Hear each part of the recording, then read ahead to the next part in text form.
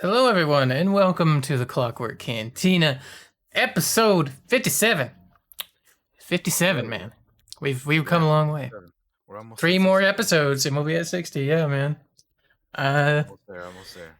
Hello, everybody. I'm one of your hosts, Josh902, and this is the other host of this fabulous 60, almost 60 episode show. I'm DT3. What's up, guys? Yeah, What's going hello, on? everyone. Hello. How goes it? How's It's good to everybody be doing? back after we took last weekend off because I was swamped with a bunch of kids here at the house. But it's good to be back, man. It's good to be back. I hope everybody liked that music, by the way. That's some of the lovely DMCA free music I bought on Humble Bundle from Dark Fantasy Studio. They have a big bundle over there, so if you're somebody that's dealing with DMCA stuff on your Twitch channels or wherever at, head over there. You can pick up I think I got 26 tracks for $25, or not tracks, albums. 26 albums for $25, and it's full of just so much different kinds of music. But that was just a little bit of that. Daniel, how have you been this past couple weeks, my friend? Pretty good, man. Pretty good. Yeah, I've been all right. That's good. I'm doing all right as well. I'm making sure I hit the record button. I did. We are recording. Sorry. Well, whenever we skip a week, I'm always like, how do I do this again? You would think I would know after 60 episodes that I'm doing it right every time, or most every time. But yeah. So today's episode, our main topic is Daniel and I watched a movie. We watched it last week. Yeah. Last Thursday, I believe it was. We watched The Kingdom of Heaven director's cut, which is a good flick. We'll be talking about that in the second half of the show. In the first half, though, we got some news. We got lots of news. Yeah, quite a bit of news because we got 2 weeks worth of stuff. So yeah. Yeah, sometimes it's nice when And we like, miss a week and get like a lot of stuff to do. yeah, and like, there's so much that I didn't even put everything. I didn't even jot everything down. So there may be some stuff that'll come up later that we'll probably talk about. But Yeah, yeah. yeah, yeah. But first, how we always start the show is what have we been up to? And we always start with Daniel, so we're gonna find out. Daniel, what have you been up to the last couple weeks this time? Since the last time we had the show, I have beaten Vampire. That was a What was cool your overall game. thoughts of it? You liked it? I did. There was a little bit. I had a couple issues with like the combat at times. It kind of reminds me a little bit of like the Dark Souls style of games. That's kind of what Hmm. it reminded me of a little Okay. bit. Like a lighter version of that, I think. But yeah, like I started off playing the game on keyboard and mouse, and then I ended up switching over to controller because the targeting in that game fucking annoyed the hell out of me, dude. Like you'd be locked in the one guy, and then like I would go and swing for a dude, and then like the target would like flip over to the guy behind me, and I'd swing at the air, and then there's like three dudes whooping your ass. It's like, what the fuck, man, I can't do anything, man. Because You know what's funny? I'm trying to attack one guy and it moves over to the other dude. It's like, fuck this, man. You know what's funny is I'm having the exact same issue in the new Assassin's Creed game. Like, fuck this, dude. Like, the dude is right in front of me. Why am I gonna turn around and swing at a dude that I'm gonna miss anyway? It's like, ugh, man, it annoyed me a little bit. But I mean, overall, like, the story of the game was pretty neat. Cool. I didn't realize that there was alternate endings to that game Oh, really? I didn't know that that either. depend on some of the actions that you take during the game. Hmm. So there's I think there's four different endings, and I got the Did you get third a? one. Oh, was it good or bad? I got one of the bad endings. Oh shit! Yeah, I got one of the two. So there's two good endings and two bad endings. I got one of the Ooh. bad endings. It's not as bad as it could have been. The fourth ending is real rough. And I'm not gonna go into details about what that stuff is, but if you know, you know. And I know that Damn. I think maybe Josh at some point wants to play that game too. So I do. I would love to. I'm not gonna say anything, but yeah, I mean, I thought, I mean, I still enjoyed like the story they were trying to tell and stuff, but yeah, at times the game with the combat got a little annoying with that's the main thing that pissed me off though, is like I'm trying to target one guy, and I would swing at a dude, and then for whatever fucking reason, it'd like switch halfway during my through my swing to the other dude who's like behind me or something. And I'd miss both of them, and it's like it would just get annoying because like you're kind of throughout the majority of that game, you're kind of out leveled. Like the enemies are Mm-hmm. like higher level than you for the most part of the game. And so you have like three enemies at once taking you on, and they're all like higher levels than you. They're gonna fuck you up easily. And you're trying to kill them, but your guy's swinging fucking at the dude behind you, and there's a dude in front of you. So it's like whatever. I beat the game though. I still enjoyed it, but there was some moments of like frustration like that. But anyway, that was cool. I tried playing the Assassin's Creed Chronicles China game, Let us draw swords together. but I just man, I couldn't do it, dude. After a little bit, I was like, this is not no. But at least I gave it a shot. I want to try it out because I got it for free when the Uplay gave it away like I don't know forever ago. But I picked it up, tried it, wasn't for me, so I stopped playing that. Uh, Played a bit of Phasmophobia, played a bit of CS:GO, played a bit of Fall Guys, did a bit of Rogue Company, uh, and then I have once again been hooked on No Man's Sky, so I started playing that game again a lot. I played it up until last night, and I'm probably gonna be playing more today at some point because there's a game I have a lot of fun with that game, and it's really really cool. And then what else have I been up to these past 2 weeks? Oh, so there's a friend, a streamer friend who has never seen the Star Wars movies at all. And so we started kind of group watching them with him. Um and the interesting thing is that while normally you would assume that release order is the way to go, which that's probably the order that I would recommend people watch the movies, release order, we're watching them in chronological order. So his first time is going to be in chronological order. So we have seen Phantom Menace, Attack of the Clones, Revenge of the Sith, Solo, and Rogue One.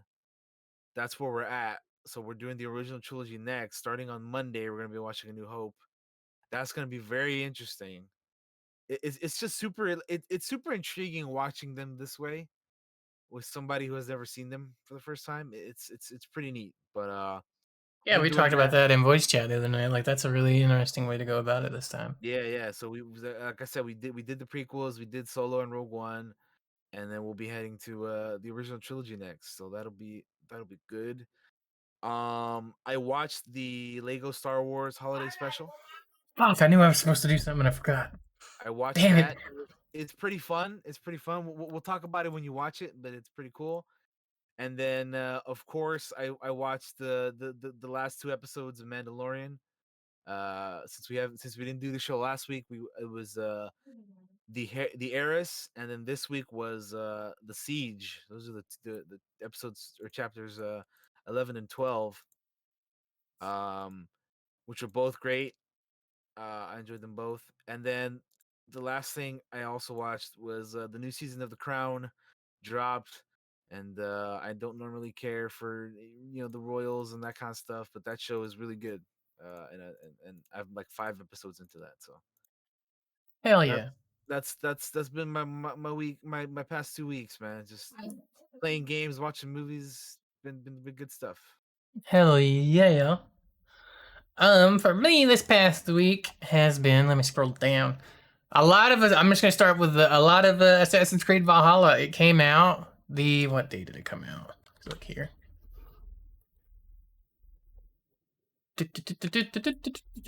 Sorry, just looking this up. I should have put it in the notes. It came out November 10th, and I've been playing it a lot, except for the last couple days, just because I've been a little busy.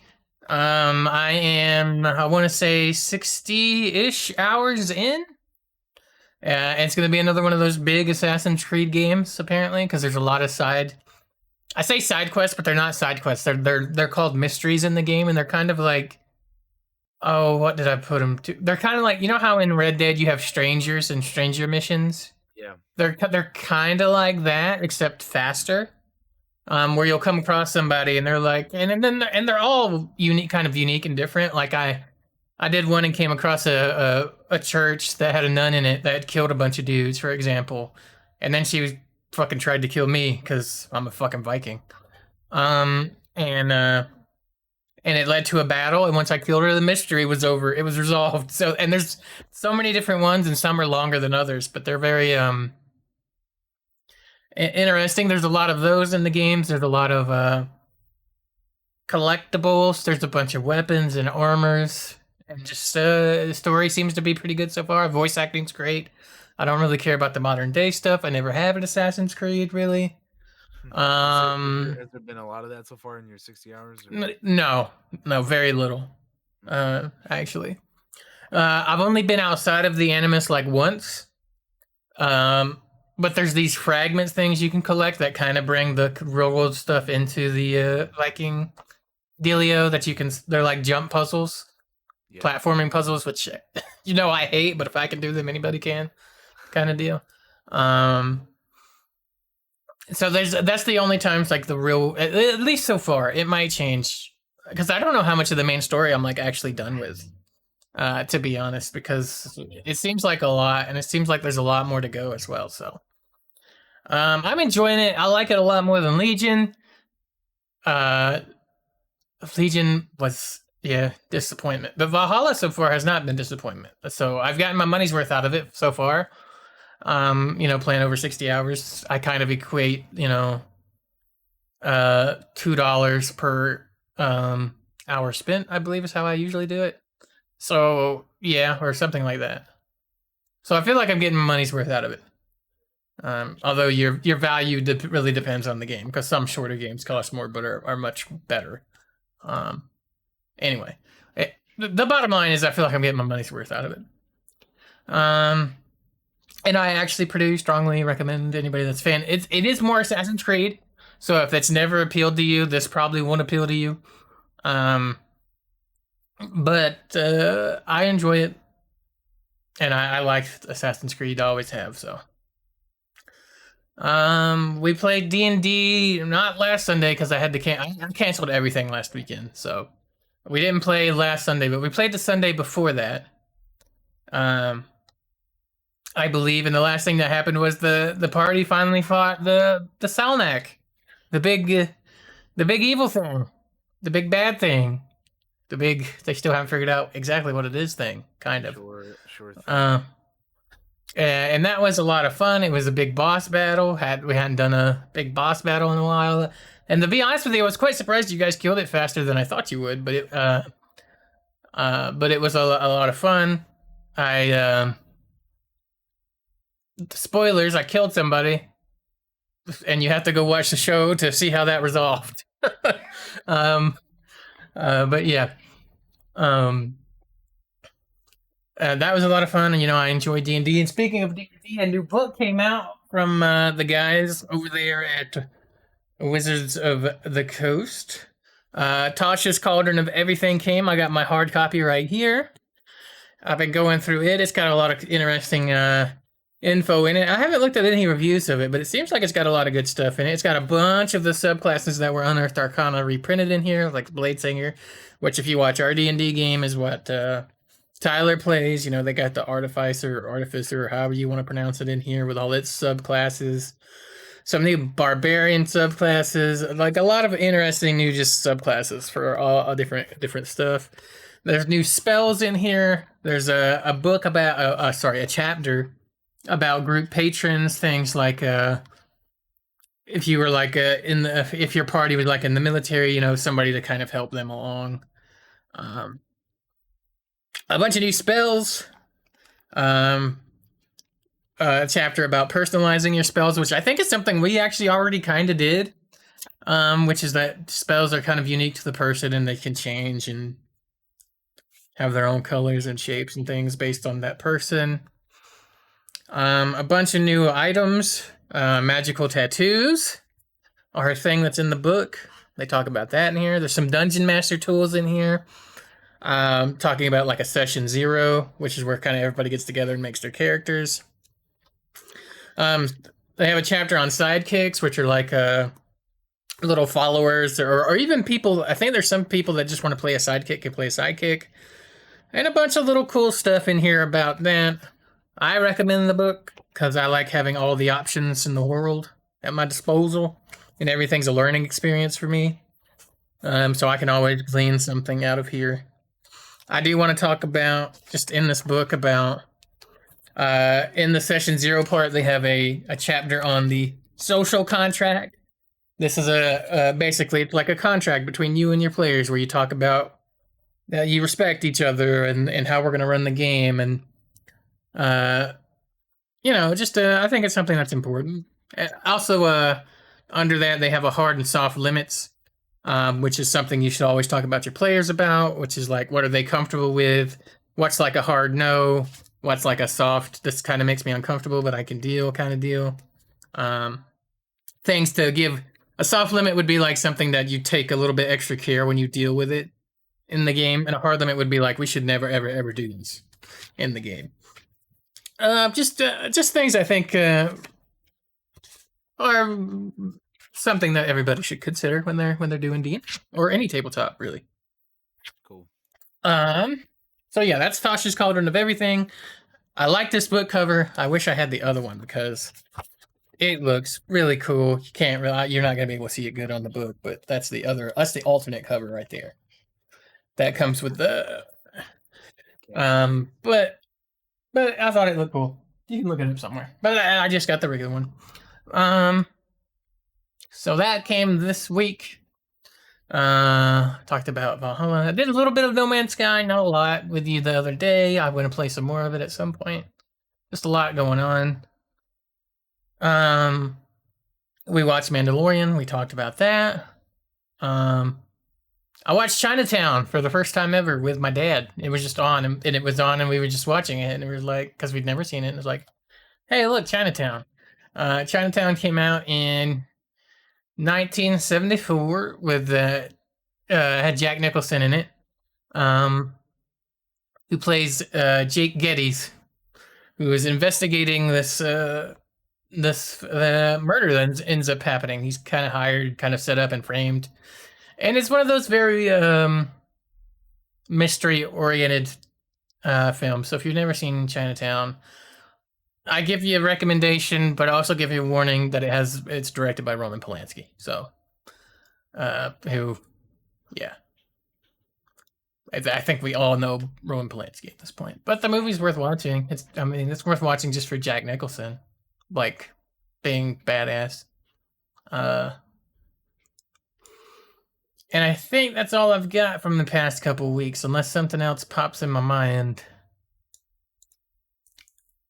No, I think that's it. All right. Boom. Cool. We want to hit the news, Daniel. Daniel's our newsie, y'all. Let's do it. Let's start He's off gathered with news. well, I mean, some of this stuff is from a couple weeks ago before the PS5 and the new consoles came out. So, but anyway, we're gonna start off with a launch trailer for Miles Morales. Yeah, it's already up. Look at that.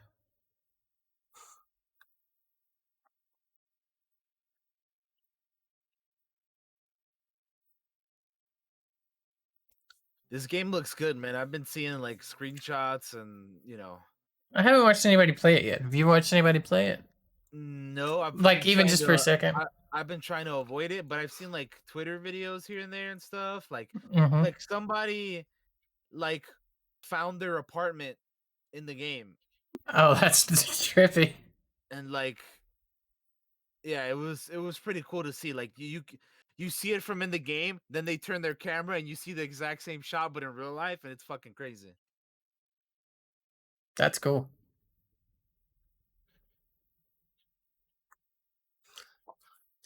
Yeah, this game looks really cool though, man. It's like if there's any reason to get a PS5 right now, I mean, it would be for this game. I think, even though I mean you can't play it on PS4, but I mean, Yeah. I just feel like out of all the PS5 launch titles, I feel like this is the only one that I'm really interested in. Yeah, I still gotta complete regular Spider-Man.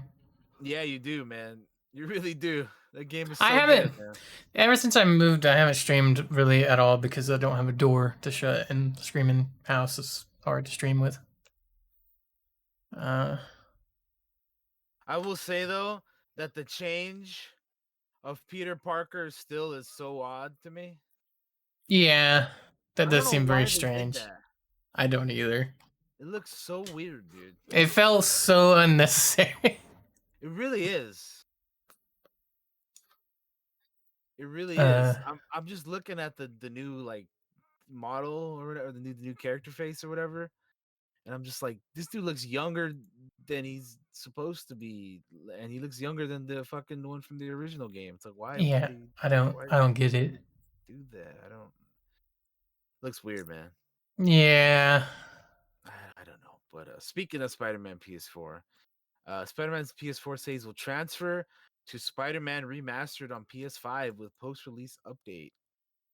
They Well, put Insomniac Games put out a tweet saying, uh, "We've in an upcoming update for Spider-Man PS4, we will add the ability to export your save to Marvel's Spider-Man Remastered. This update will also add 3 new suits from Remastered to the PS4 game. Uh, we expect you to bring this. We expect you to bring this update around Thanksgiving. So the suits that they have here, uh, if you, I don't know if let you me have the open that thing there open. tweet. Yeah, I got the Uh, tweet open. Hang on. yeah, there you Here we go. go. Boom. Those are the 3 suits there. I think they look pretty cool. Fucking that second one looks like a Gundam almost. Like, looks like Guyver or any of that stuff. You know what I mean? Like those. It that looks cool. looks like some like Power Rangers anime type Yeah, bullshit. Yeah, that's kind of what it looks like. But I like that last one. That the white with the the red white looks one. pretty cool, and Yeah, the black. that does look pretty dope. To me, I like all the suits, but I like the second one, even though it looks like anime bullshit. but Yeah. the I last mean, one's like, also really there's good. more in the normal game that are like fucking awesome, dude. You really got to finish this game, man. It's so good. Yeah, I have some of them. I have the noir suit. Yeah, that one's pretty dope.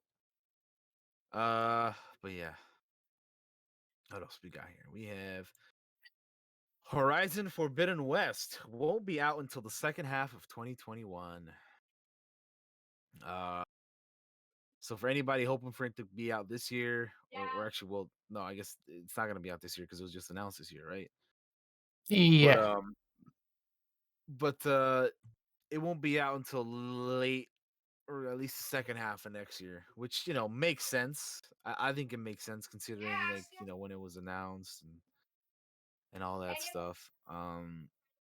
Hopefully it won't be delayed to 2022, but yeah, now we know kind of around where to expect it. It's gonna be around the second half of 2021. Uh,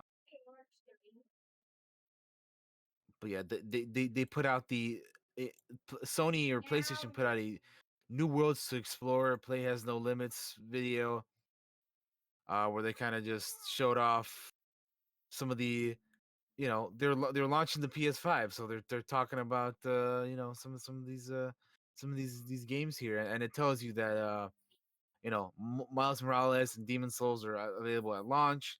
Gran Turismo 7, Ratchet and Clank Rift Apart, uh, and what is it, Returnal, and for first half of 2021, and then that's how we find out that Horizon isn't until the second half of 2021. yeah. Which I'm kind of grateful for because it gives me because I've been waiting to get back into Horizon because I wanted the PC version to be all patched up and stuff because I know it was a little buggy before I tried to hop back in and complete that. Because I had been playing it on PS4 and then it was like we got a complete edition coming to PC and I was like, oh, I'll wait now, and then it came out and was all buggy. So I've been waiting for that to get patched up and fixed.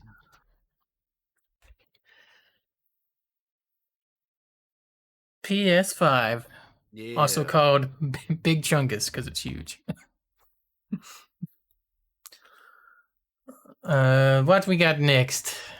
Next up, we have Another the trailer. Assassin's Creed Valhalla trailer, which I'm sure you've probably seen a lot of this already. It's gonna be interesting to watch this just to see if it's like I know this or But again, this is one of those things, one of the trailers that we had like 2 weeks ago, so before the game came out. But now that it's out, it's like, yeah, yeah, it's still a cool trailer. the boats and the snow and the all the Vikings, dude, in the hall. So There's have you some done like sieges like that yet, or no? yeah I have. There's yeah I've done a few and I think there's more. Um, I'm playing on the second hardest difficulty because I like a challenge, but not enough that I hate myself. And I die enough that I know if I played it any harder, I would hate myself. um, I fought that lady that they showed on screen. The lady with the two swords. And she murdered the fuck out of me like 7 times. Um, uh, Damn, you throwing axes, you throwing hatchets and axes like that, or what? yeah, one thing about this game is they absolutely make you feel like a badass at any chance they get. Um, It's a big the ass bear, dude. the bad What the fuck is guys that? the bad guys have stamina bars and you like deplete them down and they'll go down and you can do like I won't say finishing moves because on the tougher enemies it won't kill them in one hit, but you'll do these badass flurry of blows that just looks real fucking cool, and on most enemies it'll kill them. Uh, um, and they all have almost all the bad guys have finishing moves when you get them down to 0 HP, and like even the grunts, and you'll just do something. You'll do like a how do you want to do this like we do in D&D, and he just murders them. That's cool, Like man. Stuff like that makes me look forward to playing the game. But I'm like looking at this fucking big ass creature at the 119 mark of the trailer. I'm like, what the fuck is that, dude? That thing is yeah. huge. It looks like a fucking. Anyway, if you look at for those of you listening or watching, Assassin's Creed Valhalla launch trailer 119 mark. That thing is huge. But the game looks really cool. Out of all the Assassin's Creed games that you've played, even though you're not done with this one yet, where do you think this one? Did you ever finish Origins and Odyssey? I never finished them. I never completed them because they're just gigantic. They're huge. Um, I plan to go back at some point in the future and completely finish them. I feel like I've played them enough that if you wanted to ask me which one's the best, I could give Well, you. that's what I was gonna ask. Like out of all, my question was gonna be out of every single Assassin's Creed game that you've played, all of them, the ones that you've played, which one is your favorite, including Valhalla? Oof, oof. Like, could Hmm. you even answer that or no? It's hard because I like some parts of the Okay, games more than others. well, I'll make it easier for you then. Out of the three newer ones, Origins, Odyssey, Valhalla, which one is Probably your favorite? Valhalla. Okay. Which I think is saying a lot because I really like the settings of the others. Right? We got Egyptian, we got Greek, and then we got fucking Norse Vikings. Like I Yeah, love all three of those. those are the big three right there, right? It's like the Trinity, right? Like it's like playing Asian mythology almost. Um, but yeah, probably Valhalla just because it just improves so much on those others. For me, uh, story wise, if you wanted to ask me out of all the Assassin's Creed, just story wise, I really love two. I Uh, like two. I really like two as well. um, Although having recently played Black Flag, that one's up there for me as well. Black Flag is good. Yeah. Yeah, I still have to play some of the other ones. Like I never played like Revelations or what was the other one? Uh, Uh, the other Ezio game. There was like two of them that were like Brotherhood. numbered. Yeah, Brotherhood. I never played those. So I don't know anything about those. But like I've played 1, 2, 3, 4, and then eventually I'll play some of the newer ones. But you know, we'll get there when we get there. If you wanted to ask me my favorite setting, I would say 3, just because the American Revolution just seems really cool to play in a video game because you almost never get to. The problem suffers is like the character. He's just obsessed with Charles Lee the entire game, and he's very wooden about it. So it's that one's got my favorite setting. I think it's cool, but it's not my favorite one. I do like it though. Gotcha. But yeah, I recommend Valhalla. It's the first. I think it's the first Assassin's Creed where they have full on dismemberment. Oh, really? Like whenever you, it's what we wanted from Star Wars, Daniel. Dude, It's what we wanted from Fallen Order. It's what I want from Fallen Order, yeah. But no, you'll be fighting a dude and you get him down to no HP and you'll just see an arm fly off, or a head fly off, or a leg fly off, or you'll do a finishing move that chops both their arms off and then their head off. Like it's I'm not joking. It goes all in on chopping people to pieces in this game. It's one of the things that I loved about playing The Witcher 3, dude. It's like the fucking things you can, the finishers in that game are beautiful, man. Like I wish more games had like cool ass finishers in combat like that, man. Yeah, the skill tree. I wish, man. The skill tree is huge. Let me see if I can find a picture of it without spoiling any of it. Skill tree. Let's see if I can find a picture. Just a quick picture. Just to show off like the size of it. No, that's kind of a spoilery one. I want one without names on it so you can't see what does what. Damn it.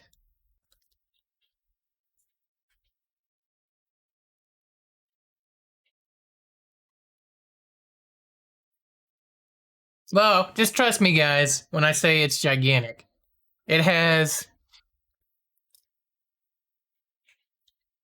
so it has like 3. One is stealthy, one is warrior-y, and one is like ranged-ish, although they kind of mix it up. And each one of those has like 13 different mega skills in it. Now, when I say mega skills, I mean like I'll give you a freebie. It's one you can get early called Stomp in the warrior tree, where you just stomp a bad guy if they're prone on the ground. You literally walk up to them and curb stomp them and inflict a bunch of damage on them. So when I say major skills, when I say 13 major skills, it's things like that.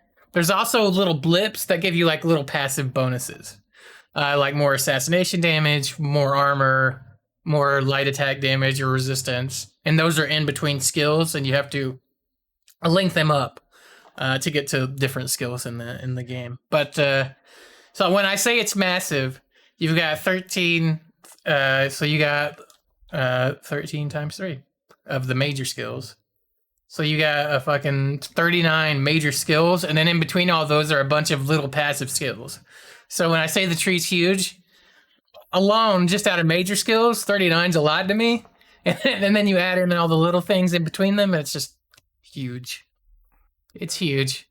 So many choices you can customize the way you want to play a lot. I don't do the range stuff a lot, other than I pick off a few headshots from the distance if I want to. Another good thing about the new Assassin's Creed, I feel like I've gone into full review mode here, guys. When we just watched the trailer, I apologize, but this will be the last thing I say on it, which is you're a Viking. It never pretends that you're anything else. So you're not expected to hide in a bush and shank a dude. They expect you to be a Viking to go in there and fight. So, and I don't feel bad for doing that ever. I will literally go into a place and just start fights with massive groups because I feel like a fucking badass Viking, and that's what I am. So, so that's my review of Valhalla, even though that's not what this was supposed to be about. It's fun. When you play them, Daniel, you're gonna have a blast. Especially with that one, I think. Yeah, I'll get to it at some point, but yeah, got a lot of games to go before we get there. Yep. Next up we have a new update for Grounded, the Koi Pond. Grounded. Here we go. Let's open that up. There we go. Which this game always looked pretty cool to me. That's right. You haven't tried it, have you? Yeah, no, I've never played it. I know that you checked it out for a little bit. Yeah. Was it a part of the Game Pass? Is that how you played it, or did you buy it? I bought it and then they added it to Game Pass and I was like, damn it! But now I have it forever. yeah, you do. And I enjoyed it, but you know, it just needs more stuff in it, and that's what they're giving us right here, the koi pond. Yeah, there you go. Uh, There you the, go. this They're this still in tr- early access. this trailer's good because the narrator just jokes. They joke like we're still in early access. Yeah, um, this is one of those games I can't wait to be completed. I really enjoyed it. I thought it was fun. it looks fun. I mean, I'm kind of bummed out that it's only 4-player co-op. Like, I wish it was more. Mm-hmm. That way, more of us could play it. But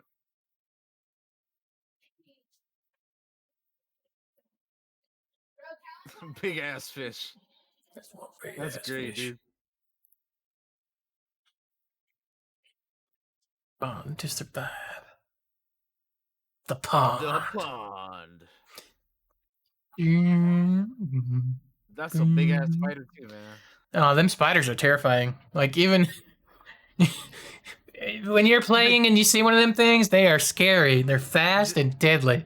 this is the game where they like let you change the look of the spiders, right? Like, if you don't Yeah, want it's to, got if you have like several the different settings. arachnophobia mode or whatever. Yeah, they do, man. Because like it can be from all right, it's a full on spider to it's just two blobs with an eye. Like that's That makes sense. yeah, that's the grounded pond, koi pond. What do we got next, Daniel? Next up, we have the official launch date reveal for Deathloop. So this is a short one, 30-second video, but I don't know how much you've seen of this game, or if you're interested in it at all or anything, but it looks pretty fun. It kind of reminds me of like like, obviously it's made by the same people that did Dishonored, so it reminds me of that, but also reminds me of, like, I don't know, something else, dude. Like, it's like a couple things mixed together. Makes me think a little Uh, bit of Wolfenstein in some yeah, places. yeah, but we now have the launch date, which is May 21st of next year. I don't know. I was interested in this game, but now I feel like I'm not interested in this game. I don't know what happened. So My feelings might there's just change like when we too get to. many other games right now, or what? Yeah, it could be that. It might be because this is like this is a little bit of ways away, and that's just like my heat on it. I was never really super into it. I don't know. I don't know. I don't know. I'll probably end up playing it anyway though, because I'm like that. But I just feel a little cool on it than I was before. That's fair. I think I'm kind of the same about it. Um, but yeah, there's something else coming up here towards the end of the gaming news that I'm very intrigued by, and I'm curious about your thoughts on it. But that's kind of gonna be like a stealthy kind of thing. But Yeah, I got you. here we go. Next up, Star Wars Squadrons is getting a new map and more ships. So remember when we thought they weren't gonna add anything to this game? They're like, we're not doing anything. We're not adding nothing. They lied, and I'm happy that they did, because I want them to keep adding shit to this game. So they announced 2 free updates coming over to the game. The first bit of DLC is set to arrive on the 25th. It includes a new Fostar Haven map from the main campaign, uh, accompanied by 4 new component types: booster extension kits, ion rockets, prototype piercing torpedoes, and anti-material rocket turrets. And a 3.0 patch to continue tweaking the balance. A second update is scheduled to release before the end of the year, sometime in December. It's going to be adding 2 new ships, which is the B-wing and the TIE Defender. So we have the photo up on the screen now. There it is. Look at that. I personally love the B-wing. I think it's a super highly underrated ship.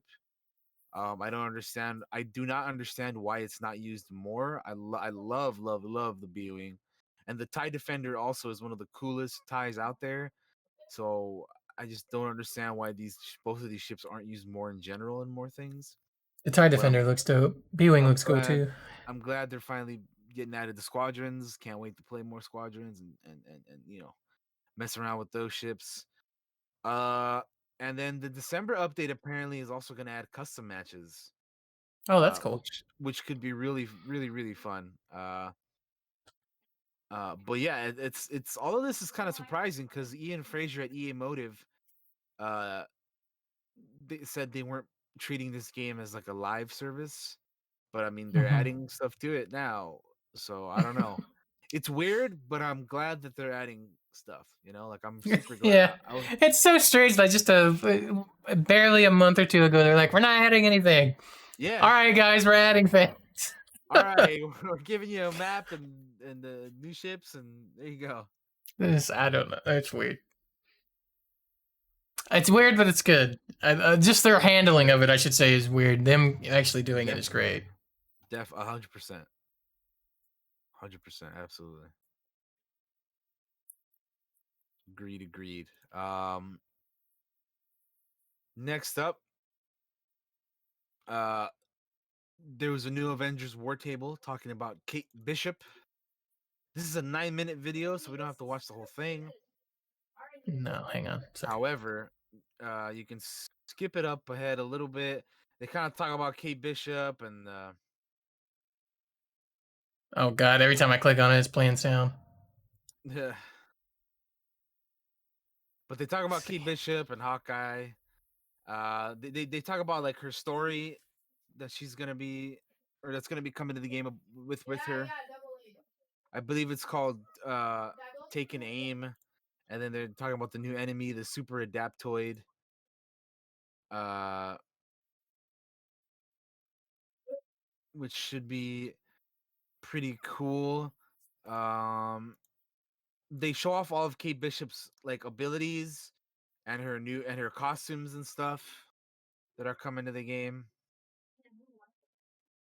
I like all of her. I actually think she's gonna be fun to play because as for those of you who know or don't know, I'm all about a character that has a sword and a bow. So she's Hmm. like 100% my kind of character. She's rocking my colors. So Yeah, purple, dude. Yeah. But yeah, towards the 7-minute mark, they show you all of her costumes and stuff, and this is a very long video. it Okay. is, yeah, I recommend you watch it on your own because there's some.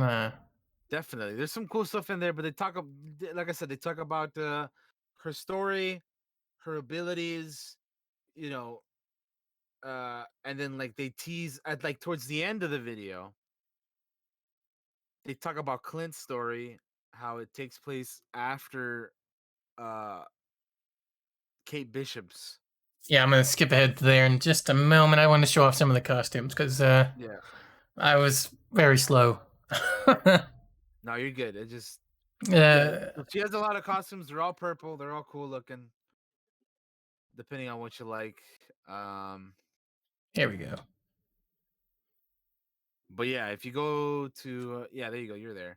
So that they talk about Clint's story and how it takes place after Kate Bishop's, and then There's some time yeah, travel shenanigans. there's some definite shenanigans, and they show you a throne with a familiar character sitting down on it, and you're Yeah, and like, there he is. this is mighty intriguing here. Like, what the hell's He's going got on? the trophies, man. He's got trophies at his feet. I don't know if you guys saw that. Look at that shit. Yeah, I he didn't sure catch that the does. first time. Look at that. He sure does. Look at all that shit. Look at all of that. Yep. Thor's hammer, shield, Kamala's bag. Well then, there's your boy. Sitting there like a Caesar. Yeah. Right.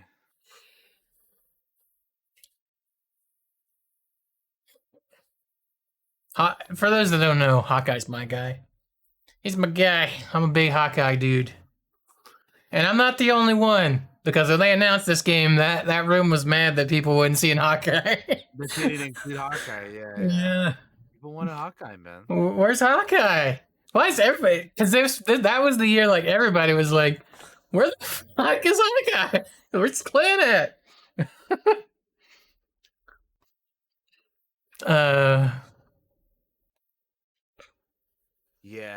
I mean, it's cool that they're adding them for sure. Yeah. It would be nice to go back and play some more Avengers. They've patched the crap out of it, so hats off to them Yeah, for. they Uh, really have. I'm looking forward to getting back to it. It should be fun. It should be fun. I'm hoping for good things. When they update it. But next up, we have some Cyberpunk 2077 news, and this one has me uh pretty happy because yeah, when I get the game, I'm probably gonna end up streaming it, and this game is gonna have a streamer mode that disables copyrighted music to avoid the DMCA. So that's pretty dope. Uh, the the UK head of communication Holly Bennett said, and I quote, "We know that for content creators, licensed music can sometimes be problematic. So with this new mode, you'll be able to disable a small number of selected tracks, which could cause some issues, replacing them with a different song, helping to avoid any problems." yeah. Uh, Bennett said that 2077 will automatically disable those music tracks when players stream from the console version, but that players will be able to toggle the feature on or off. PC players will be able to turn on and off in the game options. Cyberpunk 2077 will feature some 150 genre-bending tracks, according to CD Projekt Red's video, including songs from artists Run the Jewels, Nina Kravis, Grimes, Gazelle Twin, and Rat Boy. Um, but yeah, because obviously they came out with a new like Night City Wire thing where they talked about the game a little bit more, and yeah, Yeah. um, it's What's nice is like it's not just like we're disabling this, so you're gonna have awkward silence. It's replacing them with a different song, so you're still gonna have the music, you know, because some things are like that and kind of strange with the streamer modes where they don't replace it; they just turn it off and you have silence. like like Twitch, huh? Just fucking Yeah, you know, oh, there's music playing in your thing. Just turn off all your game audio. yeah. Just turn it off. Turn off all your game audio. Yeah. Uh. Anyway, the thing we have after that is they also uh in that Night City Wire put out an official gameplay trailer. Which I haven't watched yet. So this will be a live Uh, reaction from me. This is 5 minutes long. it is a five Holy minute shit. long trailer. It's pretty cool though. I believe there's a voiceover during it. Oh, Um, they don't have closed caption options. Bummer. the game looks really good though, man. Like just like this is one of those kind of games where like I wish it was multiplayer so we could just like hang out and fucking, Shoot the explore shit. explore Yeah. Night City, dude. Like it looks so rad. Like this game looks like it's gonna be so much fun, dude. There's so many hot ladies already. I'm in. Just you wait until we get later in the trailer, dude. Just you wait. I'm gonna go super cybernetic katana ninja guy. I think. That's what I want. Just the different like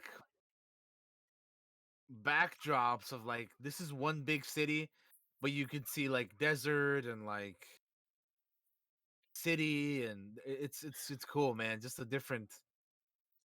Um you're talking about you wish you had multiplayer. Don't they have a multiplayer a component of some kind gonna be coming after this is out?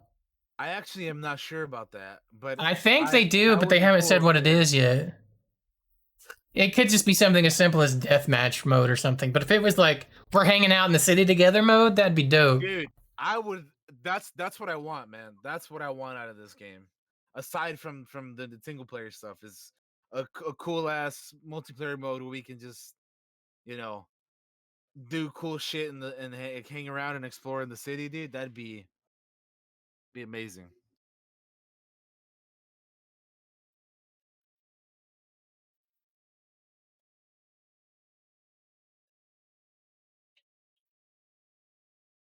It just looks so cool. It looks so fucking cool, man.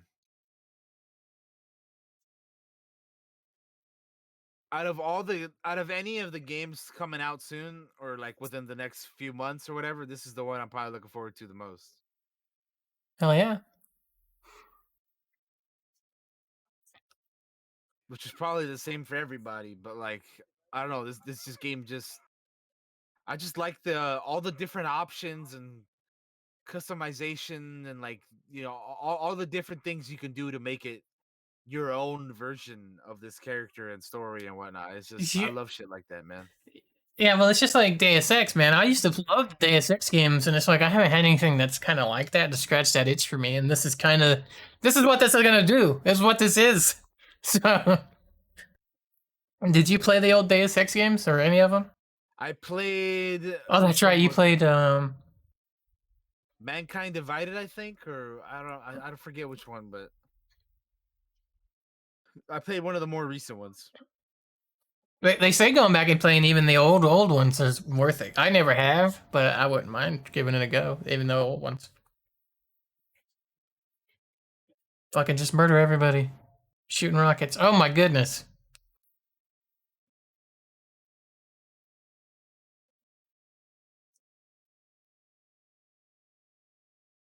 Oh, your boy Keanu. Damn.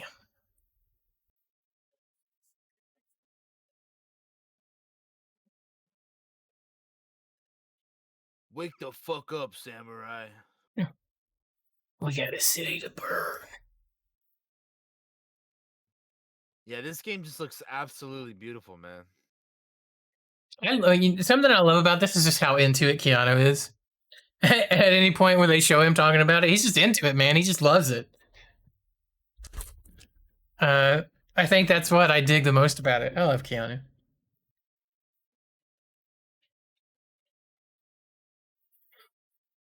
Look at that. Oh damn, customization. Oop. Look at that. Get ready for it, Josh. There's a lady coming up here. Oh damn. Hello. Oh, that's the chick that I wanted to romance. That they showed there for a hot second. I forgot what her name was. Oh, there you go. You know it's an option now. Oh yeah, I know who I'm dancing with. But yeah, this game looks fucking rad, dude. I can't wait. The only bummer for me is the December 10th release date. WoW raids come out that week for Shadowlands, so I'm gonna have to divide my time. Yeah, I'm excited for it. I'm hyped. I'm not overhyped like some people are. Some people are just like, this is gonna be the greatest thing fucking ever forever. And I just like I can understand the excitement, but I don't want you to ruin it for yourself by putting it on such a high pedestal. I mean, like, there's this game was announced like 7 years ago, dude, and it's still not out. It's crazy, man. It's bonkers. Yeah, I think people need to temper their expectations a little bit just so they're not disappointed. The comments are funny. It's like the release date December 10th, and then ... 2077. 77.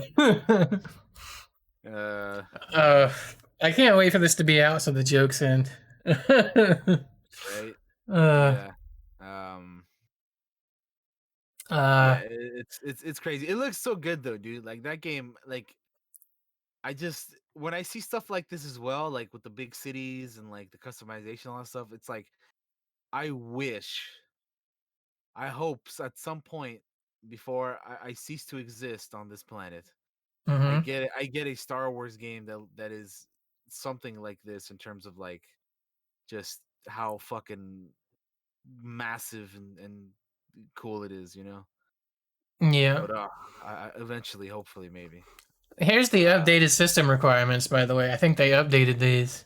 Right. That same day, I want to say. Yeah, probably. So as you can see, the game is going to be 70 gigabytes on an SSD. So free up some space if you don't have any. Luckily, I do. If you want to do your ray tracing, though, it looks like you want a big heavy hitter RTX. You know. makes sense. So this is the ray tracing. This is just the regular. I'll probably just do the regular. I don't even need that ray tracing stuff, man. Like it's cool and stuff. Yeah, but eh. I'd rather have 60 frames a second, at least. But yeah, that's dope. That's exciting. Can't wait for it to come out. I have a collector's edition coming. So that'll be exciting. Maybe I'll fucking open it on stream or something, you know, Hell when yeah, it gets dude. here. Yeah, dude. Do that unboxing, man. It'd be I've cool. never done unboxing videos, so you know, maybe we'll do one. Go for it, man. Uh, Yeah, that'd be pretty cool. Because you're getting the big boy edition. the big one, yeah. Before we move on to the next thing, I want to say just a insert of news, which is like the WoW expansion drops this upcoming Monday at 6 p.m. Eastern time, if I'm remembering right, is when it goes live. But the release date, the reason I brought it up is because the release date for Cyberpunk made me think of it is that the raids come out that week. So you have like a couple weeks to play the expansion. And then raids will drop the week of the 8th of December. Mm-hmm. And the 10th is when Cyberpunk comes out, and that's a raid night for me. And I'm like, no. But yeah. A Thursday. That's a bummer. Rip. But yeah, also Shadowlands comes out the 23rd, so I'm gonna disappear because I get addicted to WoW. It happens. In fact, while we were sitting here, Thacker messaged me. He was like, "After the podcast, you want to grind in WoW?" I'm like, maybe. What do you got next, Daniel? What's your next piece of news? Next up, we have the makers of Hitman are working on a new James Bond game, which they're calling Project 007. It's just a little teaser there, little minute long teaser, but I think it's still pretty cool. It is pretty cool. So I heard about this. I haven't read any details or anything about it. So other than it's made by the dudes that did Hitman. Yeah, I just think that like if anyone is to make a new James Bond game, aren't these guys like probably the perfect dudes or people to be working on it? It's a good pick. Yeah. The Hitman people, like that's pretty solid, right? That's who I'd get. I mean, it's in the name. That's pretty much what Bond is. Yeah. He's a hitman. They even got the music in there. Which we're not going to play because of DMCA. Yeah. Now. Oh, I got a scream right there by doing that. Yeah, really cool though. So I mean, I don't think there's a whole lot of information on it right now, but yeah, man, I think this game is gonna be pretty awesome. Over here on their website, all it says is that this game will be an original Bond. It'll be a Bond origin story where players work to achieve Bond's 00 agent status. That's cool. That's pretty cool. Interesting. I wonder who their Bond is going to look like. Maybe you'll never even see. It might be one of those first-person dealios, but I doubt it. It's going to be like Hitman. I don't know how would it be, actually. If I had to guess, they'll probably... I want to say it's going to be like Hitman, right? Because that's what these dudes are... Yeah.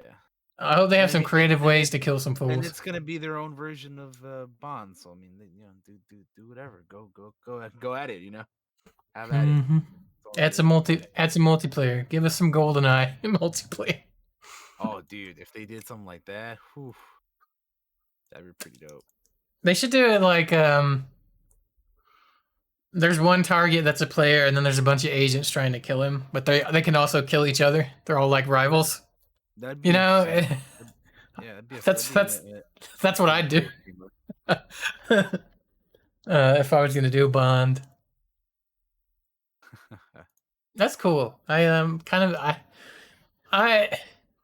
I like Bond. I'm not like a Bond super fan, but I like Bond movies and stuff. And of course, obviously, everybody played GoldenEye growing up, practically.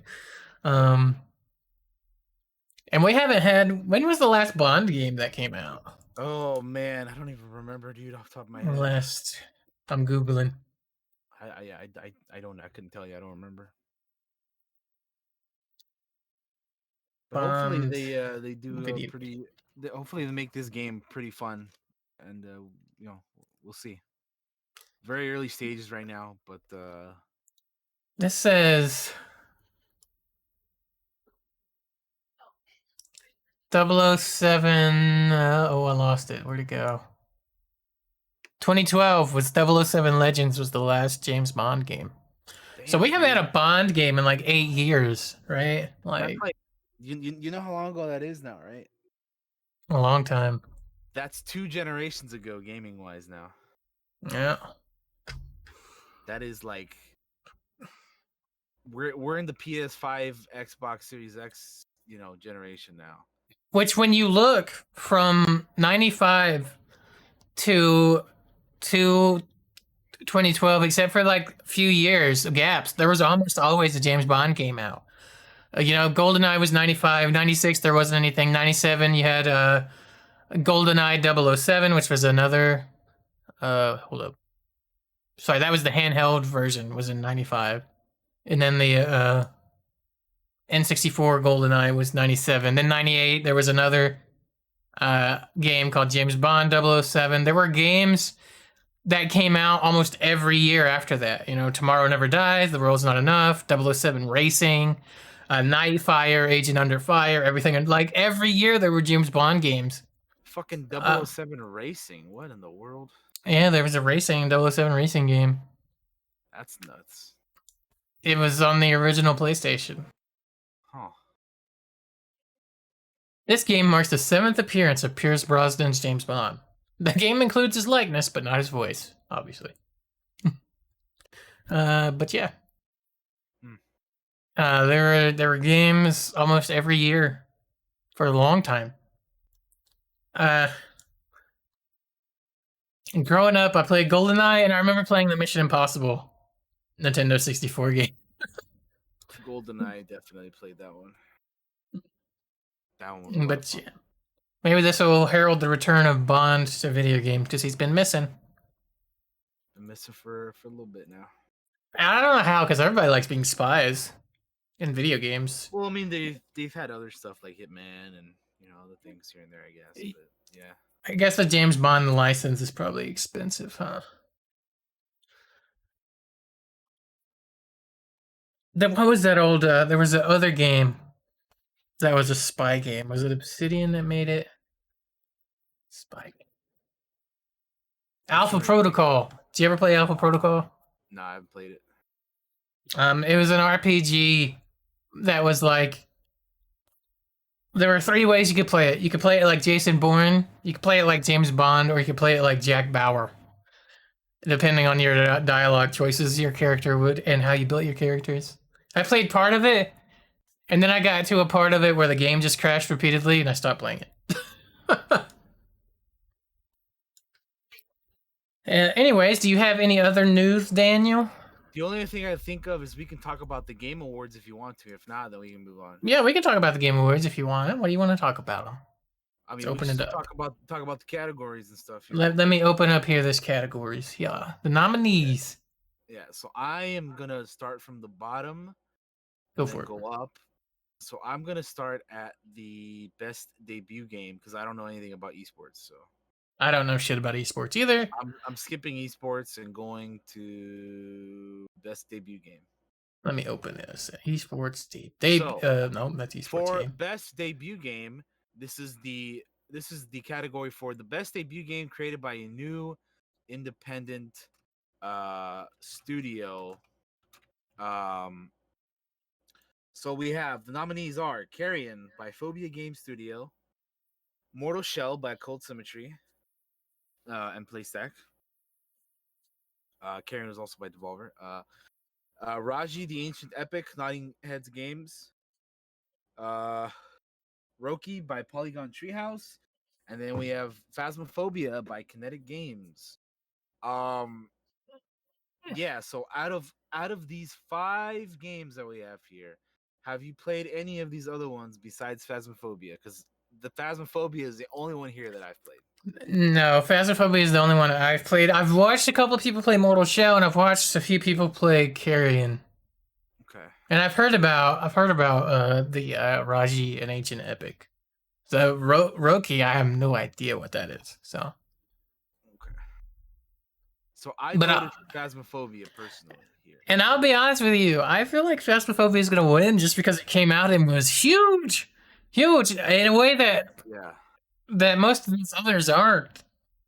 I would So be surprised if anything but Phasmophobia wins this one. I could be wrong because I don't know how much of the viewer vote only counts for like so much. Like it's not a lot ultimately. I don't think. I could be wrong. I could be way wrong, but I feel like in at least in the past, the viewer vote hasn't counted for as much as like all the other like the panel that they have that does this stuff.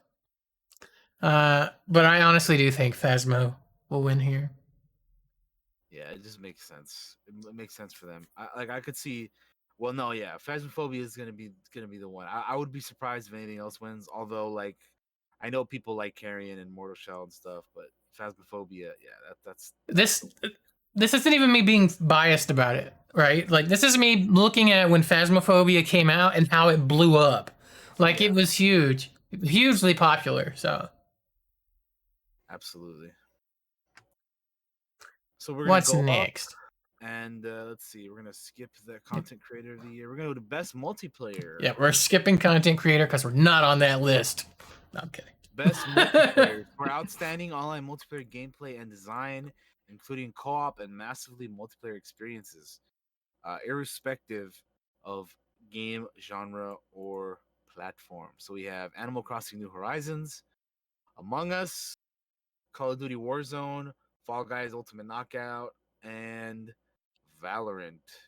So the way that I see this one, so first of It's all, have between you? 3 games on this list for one thing. I was gonna say, first of all, how many of these have you played, Josh? Uh, 2. I played Among Us and I played Animal Crossing. Okay, I haven't played Fall Guys, the new Call of Duty, or Valorant. all right. So I've played all of these, and I feel like I feel like Valorant was more of a thing earlier in the year and not so much now. Cause like I used to play Valorant, but I don't anymore.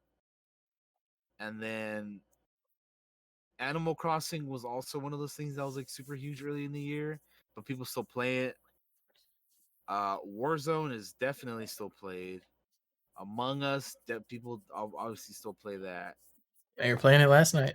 Yep. Fall Guys is another one. So I don't know, man. I could honestly see this one going any of these ways. I don't know. I'll be honest with you. I personally think it's between Animal Crossing, Among Us, and Fall Guys. I don't think the other two were good enough. I really don't, and that's having not played them. I just don't think Call of Duty Warzone was that well. People love that game though, Eh. man. Yeah, but that's the fanboys, man. That's eh. I honestly don't think that's gonna win here. I'd be surprised if it did with these I, others. I I could wouldn't be, really but see Fall Guys taking it personally. I really do. I Um, could see that. Yeah, uh, honestly I could see any of these winning, but what yeah, really makes me think though that Animal Crossing could do it was just because of the things that people did. Because this was like right when quarantines and things happened, and we had like people making game shows on it and like interviews on it with like Danny Trejo yeah, yeah, yeah, uh, yeah. and I mean anything could take it, but I personally think it's going to be between either Fall Guys, Among Us, or Animal Crossing. I Uh, get you.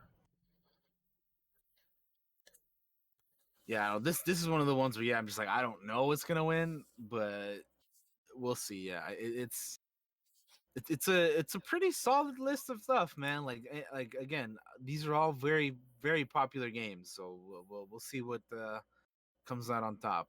Um, Next up, we have best sports/racing game. for the best traditional and non-traditional sports and racing game. Um, Now, typically, I am a huge fan of FIFA and NBA 2K. However, I haven't played any of these games in years, and I know that as of more recently, they've been adding more bullshit microtransaction crap into these games. So for that reason alone, I'm not voting for those. I'm not huge into the racing games either, so I'm not voting for those either. And I've heard great things about Tony Hawk's Pro Skater 1 and 2, the new remaster slash remake. So I feel like that one's gonna win. I feel like to me this is an easy one. Like Tony Hawk is gonna take this one, in my opinion. I have no clue because I don't play any of these. Although I used to play Tony Hawk's Pro Skater back when I was a wee lad, a wee babe, and yeah, I just voted out of nostalgia, I guess. The rest of this, I have never in my life, I've never played a FIFA game. I've never played any of the NBA 2Ks. I never played any of the F1s. I played Dirt, but not Dirt 5. I played like the original Dirt. Yeah, I just think Tony Hawk has got this one on lock, dude. I'd be surprised. Probably. I'd be surprised if anything but Tony Hawk takes this one. No clue for me. I guess probably Tony Hawk. Next up, we have the best sim slash strategy game. Best game focused on real time or turn based simulation or strategy gameplay, irrespective of platform. First up, we have Crusader Kings 3, Desperados 3, Gears Tactics, Microsoft Flight Simulator, and XCOM Chimera Squad. So, which ones of these have you played? Because I can tell you, I've only played one on this list, and it's the one that I voted for. I've played two on this list. I've watched people play. So the two I've played is Crusader Kings and Chimera Squad. I watched Co play pretty much all of Desperados.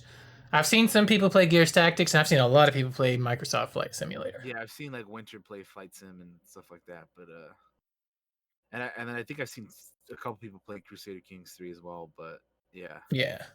I've only played Chimera Squad. I started on stream, I beat it on stream, played it. That's my pick because that game was fun. It's But good. yeah, Honestly, as much as I love XCOM, I think it's really going to come down to here. Probably Crusader Kings 3, and probably, as weird as it is going to say this, Microsoft Flight Simulator. no, I think Flight Sim is gonna win. That's what I think. I think yeah, the Microsoft Flight Sim is gonna take this one.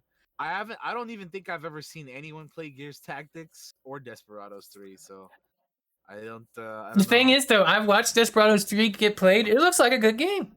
It's very much like Commandos. It's like the oh, what is it? You played it the that Shogun Samurai top down game. It's made by those Uh same people. I can't think of what it's yeah, called right I know now. I know the one you're talking about. Yeah, I know the one you're talking about. Uh, I don't remember the name, but uh, I know which one you're talking about. but out of all of these, the two favorites at the very least, they're probably Flight Sim and the Crusader Kings. Yeah, I think so. I think Flight Sim has got this one. I could see Crusader Kings winning as well, but I mean I think Flight Sim has got it on lock. Okay. Next up, best family game.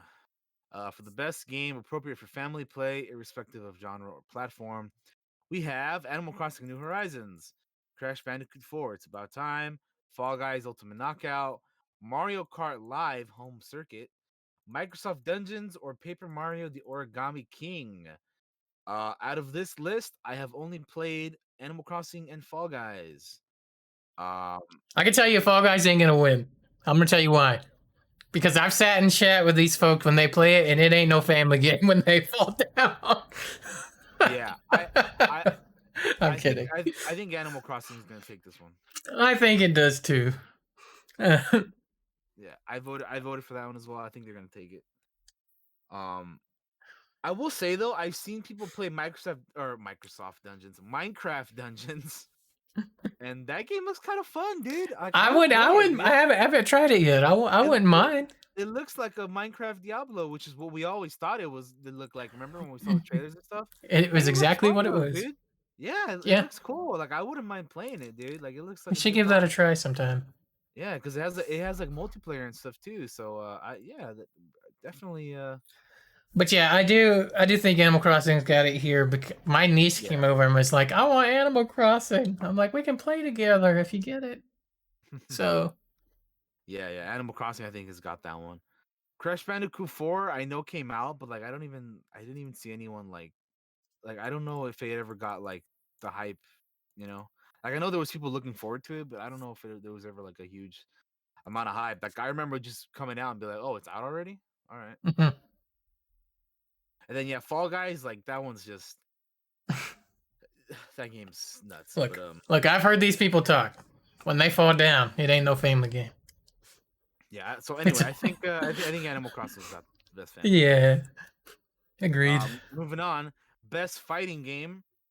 For the best game designed primarily around head-to-head combat. Now this one was tough for me because I don't play fighting games, I have no clue who so wins here. I didn't even know some of the games on this list. We have Grand Blue Fantasy Versus, which I'd never even heard of that game. Mortal Kombat 11 Ultimate, Street Fighter 5 Champion Edition, One Punch Man, A Hero Nobody Knows, and Under Night in Birth EXE. This sounds like that is some anime ass shit that I don't know about. Yeah, But yeah, I'm gonna try that name again. Under Night in Birth EXE Late CLR. Uh yeah, I didn't even know that was a thing, nor Grand Blue. So I didn't even know One Punch Man had a game. So this is like their second fighting game, if I'm not mistaken. Or do actually no well, wait, I'm thinking of My Hero. Never mind. Yeah, no, never mind. I retract that statement. I was thinking of My Hero. Yeah, I didn't even know they had one either. But my heart yeah, wants Mortal Kombat to win. I think it's between Street Fighter and Mortal Kombat, but I just don't know which one people play more nowadays. So I don't either, and I don't really play them either. I just want Mortal I, Kombat to win because they have Rambo in it. I certainly don't play. The only fighting game I play is Smash Bros, and that's not on here. So I don't know. I'm not the best to ask for this category. It'd be I think interesting to watch. yeah, we'll see what happens. I think it's between Mortal Kombat and Street Fighter, but we'll see. Best role playing game for the best game designed with rich player character customization and progression, including massively multiplayer experiences. So we have Final Fantasy VII Remake, Breath of the Waifu, I mean Genshin Impact, Persona 5 Royale, Wasteland 3, and Yakuza Like a Dragon. So I will straight up say I haven't played any of these games. But I played the original Persona 5 and I played but Wasteland. that being said, I think I know which game is going to win this category. I think I know who's gonna win too. I I think think it's gonna be Final Fantasy. do you? I think Persona 5 Royale is going to win this. Really interesting. I think nostalgia is gonna win out here for people. I I just think that because Final Fantasy is nominated for other categories, Persona is going to take this one. They But could. I could see Final Fantasy winning this one as well. I do think it's between those two. Yeah, Um, I think it's definitely between those two because I think Yakuza is too new of a game. hmm So I think it's between Final Fantasy or Persona 5 for this one for sure. Wasteland's good. Wasteland 3 is good. I just don't know if it stands up against those other two. Is the problem. Yeah, yeah. So I think Also, Waifu Simulator. Get the fuck out of here, piece yeah, of no, shit. no, fuck that game. Persona 5, I think is gonna take it, but I wouldn't be surprised if Final Fantasy takes it. That's funny. I thought we would have the opposite reaction. I I figured just I would listen. have thought it I would have been just 7 if you would my have. I would have went I 5. know a lot of people that really like that fucking Persona 5 game, dude. I know It's you're one of so them. good. I am. I do. I got the mask right People there. love that fucking game, dude. So I'm thinking about it in that way. Like I've never played it, so I couldn't tell you shit about the game. But I've seen people play it, and I know a lot of people love that game. So I think it's gonna take it. But Well, I again, would be pleasantly surprised if it did. but again, I could see Final Fantasy 7 doing it as well. I I could. like you said, I think it's between those two. I I'll do. leave it at that. Which Wasteland's still Uh, a good game, guys. Just saying. That's not me shitting on it. I love it. Here we go with best action adventure game. For the best action adventure game combining combat with traversal and puzzle solving, we have Assassin's Creed Valhalla, Ghost of Tsushima, Marvel's Spider-Man Miles Morales, Ori and the Will of the Wisps, Star Wars Jedi Fallen Order and The Last of Us Part 2. Um, I have played two of the games on this list, one of I've which played 3. I know which three you played. Oh yeah, I know the three. Yeah, Yeah. the two that I played plus Valhalla, basically. Hmm. Uh, but yeah, so this one's tough because there's a lot of good games in here. My pick personally went to Fallen Order just because I think like Tsushima is in a bunch of other categories, which I voted for sure. Um, I think Ori. I think listen, I'm sure Ori is a fine game and anything, but I don't think it stands a chance in this category. I'm sorry, Ori. I don't either. Spider-Man Miles Morales. I don't know, man. I think it's too new of a game. I think the games that are like too new But the same goes for probably. Valhalla too for me. I'm Yeah, like, I don't think it's gonna win just because I it's too think new. I think Valhalla is too new. So I think this one is probably gonna be a three-way race between Last of Us, Star Wars, and Tsushima. I personally voted for Star Wars because I love that game so much, and I think that like the it for the description that it says here for the best action adventure game combining combat with traversal and puzzle solving, I think Fallen Order had all three of that shit done really well. And then of course I love Star Wars, so I I had to vote for that one. Uh yeah, so yeah, I don't know if I can make a pick here. It's hard. It's just Tsushima was really good, but I think that Fallen Order is the pick here for me. Um in this yeah, category. yeah. It would be between those two for me for sure.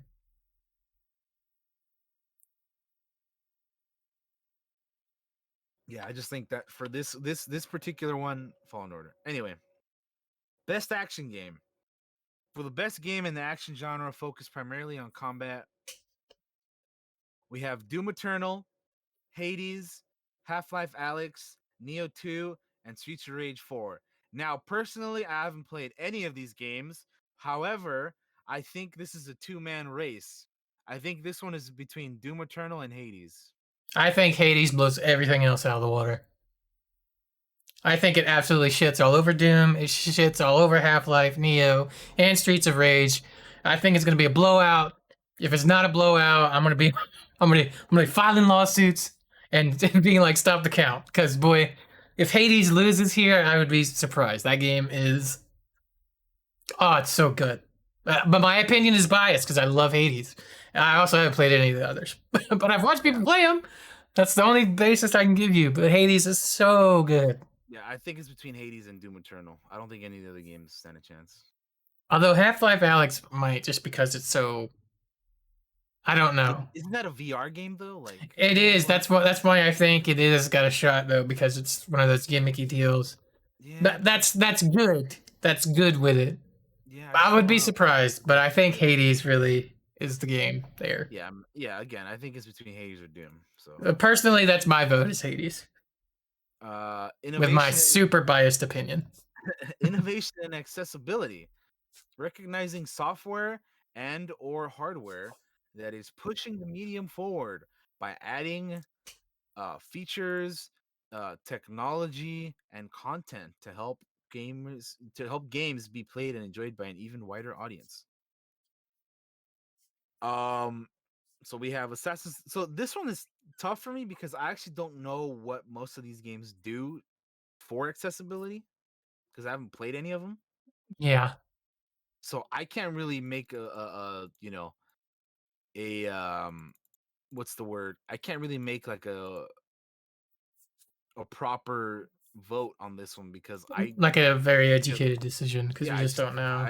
I just don't know. I haven't played any of them. Like I have no idea what Valhalla does for accessibility. It does the same Ground thing that Legion does. I think I'm gonna vote for Grounded just because of like I said the whole we were talking about earlier with the spider stuff and like That's what it is. Is it lets you turn off certain parts. That's got to be the thing yeah because it yeah helps people overcome that fear. yeah. So I'm voting for Grounded for that because that's like the only one that I really know about. I've heard of But all the good things for about Last of Us Part Two in terms of accessibility. They had a oh lot of yeah, I've good heard of that too, options. right? Actually, yeah. Never mind. I did hear about that. They have like the whole thing for like if you're like what is it? If you're deaf or something, you could play this Or you have game. even really bad eyesight. I think there were Or if you're settings they had blind, right? for. Yeah, if you're blind, you could play the game too, or something like that. I don't know the specifics of it, but I remember it being very heavily praised for this. So actually, I could see Last of Us Part Two winning this one for that reason. I think they are gonna win it. Yeah, Out because of I mean, these, I don't know what Hyperdot or Watch Dogs Legion did for accessibility. I uh, just don't know. all they, all I know of that they do is when you start up Legion or Valhalla, both of them did this. They a voice prompt comes up and is like, "Would you like the accessibility?" Where it'll read text for you in this Yeah. robotic sounding voice. I don't know what else they do, but I know that that's one thing that it does, and I just don't. If that's all it does, then I don't think that's enough. But I can't give you 100% because I'm just not educated on it. But I do think Last of Us is gonna take it. Although I do like the grounded's spider phobia mode. Nice. Oh yeah, yeah. So I ended up voting for Grounded, but I think Last of Us has this one for sure. Best VR/AR for the best game experience playable in virtual or augmented reality, irrespective of platform. So we have Dreams, Half-Life Alex, Marvel's Iron Man VR, Star Wars Squadrons, or The Walking Dead Saints and Sinners. So this one's weird for me because I haven't played this game in VR, but I voted for Squadrons because I love that game. Uh, However, I haven't played it in VR. But Mhm. I, I don't know. I think. What do you think? Maybe Half Life Alex wins this one, I, or I I think Alex wins this one. probably I could see that doing. Yeah, I don't know. I I voted for don't. Squad. I haven't heard any shit about. I haven't heard anything about Iron Man. Dreams is cool, but I I didn't don't. even know. I didn't Best, even. eh? I haven't even heard of that Walking Dead game. So Yeah, no.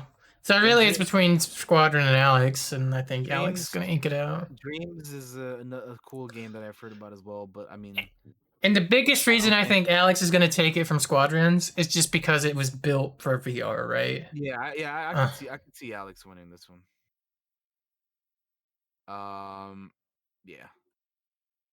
Yeah, I voted for Squadrons, but definitely I could see Alex winning that one. Best community support. Recognizing the game for outstanding community support, transparency, and responsiveness, inclusive of social media activity and game updates/patches. So we have Apex Legends, Destiny 2, Fall Guys Ultimate Knockout, Fortnite, No Man's Sky, and Valorant. I don't know who wins here, but I have played every game on this list at least once. But we're talking about community support here.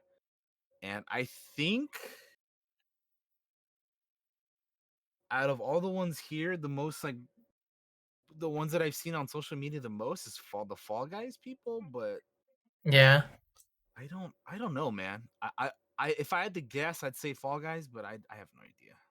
I would guess Fall Guys, but I do have a lot of respect for No Man's Sky because they Oh yeah, stuck with that game for years. So. for sure. Yeah, I mean, I love that game. That game is fun as hell. Dude, I'm probably gonna be playing more after stream, dude. You know what I mean? Because I Yeah. really enjoy that game. Um, yeah, I don't know. I voted for No Man's Sky, but I could see. I honestly could see Fall Guys winning this one because their community, uh, social media team and all that stuff is pretty great. Yeah. All right. Yeah, moving on. Best mobile game for the best game playable on a mobile device. To me, there's one game on this list. Um, but we're gonna name them all off. We have Among Us, Call of Duty Mobile, Breath of the Waifu, Genshin Impact, Legends of Runeterra, and Pokemon Cafe Mix, which I didn't even know was a thing. But I think Among Us has this one locked down. I think I it's Breath of the Waifu, even though I hate it. Genshin Impact. I think it's gonna win, even though I hate it. I damn. I wouldn't vote for it, but I think it's gonna win. Yeah, man. I honestly thought. I just think that because of like how popular Among Us is, and like literally like anyone can play the game on your phone or whatever. Well, I guess all these games are like anyone can play all these. But I don't know. I think for me the popularity of Among Us probably, but I don't know. I I think I just don't might know be any of right. these games either on mobile, so I Yeah, don't I don't play know. mobile games. I don't either, but I don't know, man. You're probably right though. Probably Breath of the Waifu might win this one. I don't know. Mm, mm, I just for me, I was just thinking Among Us is such a popular game that I just don't know yeah, how these other things could beat I've it. seen advertisements for that Legends of Runeterra. Though. I don't know nothing about it though. I guess we'll have to see, man. I thought it was Among Us, but you're making me question this. I don't know. I don't know. You're right though. That fucking Genshin game is fucking super popular too, man. I don't know. We'll see. We'll see what happens on that one. Best indie game we have for outstanding creative and technical achievement in a game made outside of the traditional publisher system. We have Carrion, Fall Guys Ultimate Knockout, Hades, Spelunky 2, and Spiritfarer. So for me, it's between two, Fall Guys and Hades. Same. Reading the description of Best Indie for outstanding creative and technical achievement in a game made outside of traditional publisher system, I honestly think it's Fall Guys. I want it to be Really? Hades because I'm biased against Hades, but I here, think it's going to be Fall Guys. here I was thinking you were about to say Hades, but Uh, you're going with I, Fall Guys.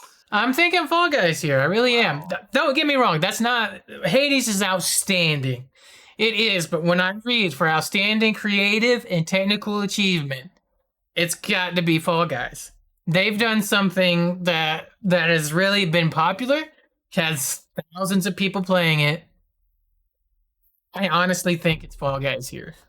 I think they have the most creative of it.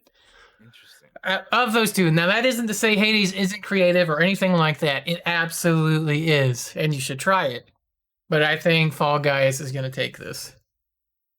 Interesting. I'm trying to look at it unbiased. If I look at it biased, the bias says Hades. Pick Hades every time you see him. Pick it every time. It's Hades. It's so good. But the part of me that is putting the bias away is like, it's got to be Fall Guys here, right? Yeah. I see that. I see that. I'll follow. Yeah. Yeah. I mean, So, again, sometimes you got to check your shit at the door, you know? I think it's between those two, definitely. Fall Guys and It's Hades. definitely between them at the very least, yeah. Best ongoing. Awarded to a game for outstanding development of ongoing content that evolves the player experience over time. We have Apex Legends, Destiny 2, Call of Duty Warzone, Fortnite, and No Man's Sky. Again, I've played all these games at one point or another. I don't particularly play a lot of these anymore, except for No Man's Sky, and that's the one I voted for. So there you go.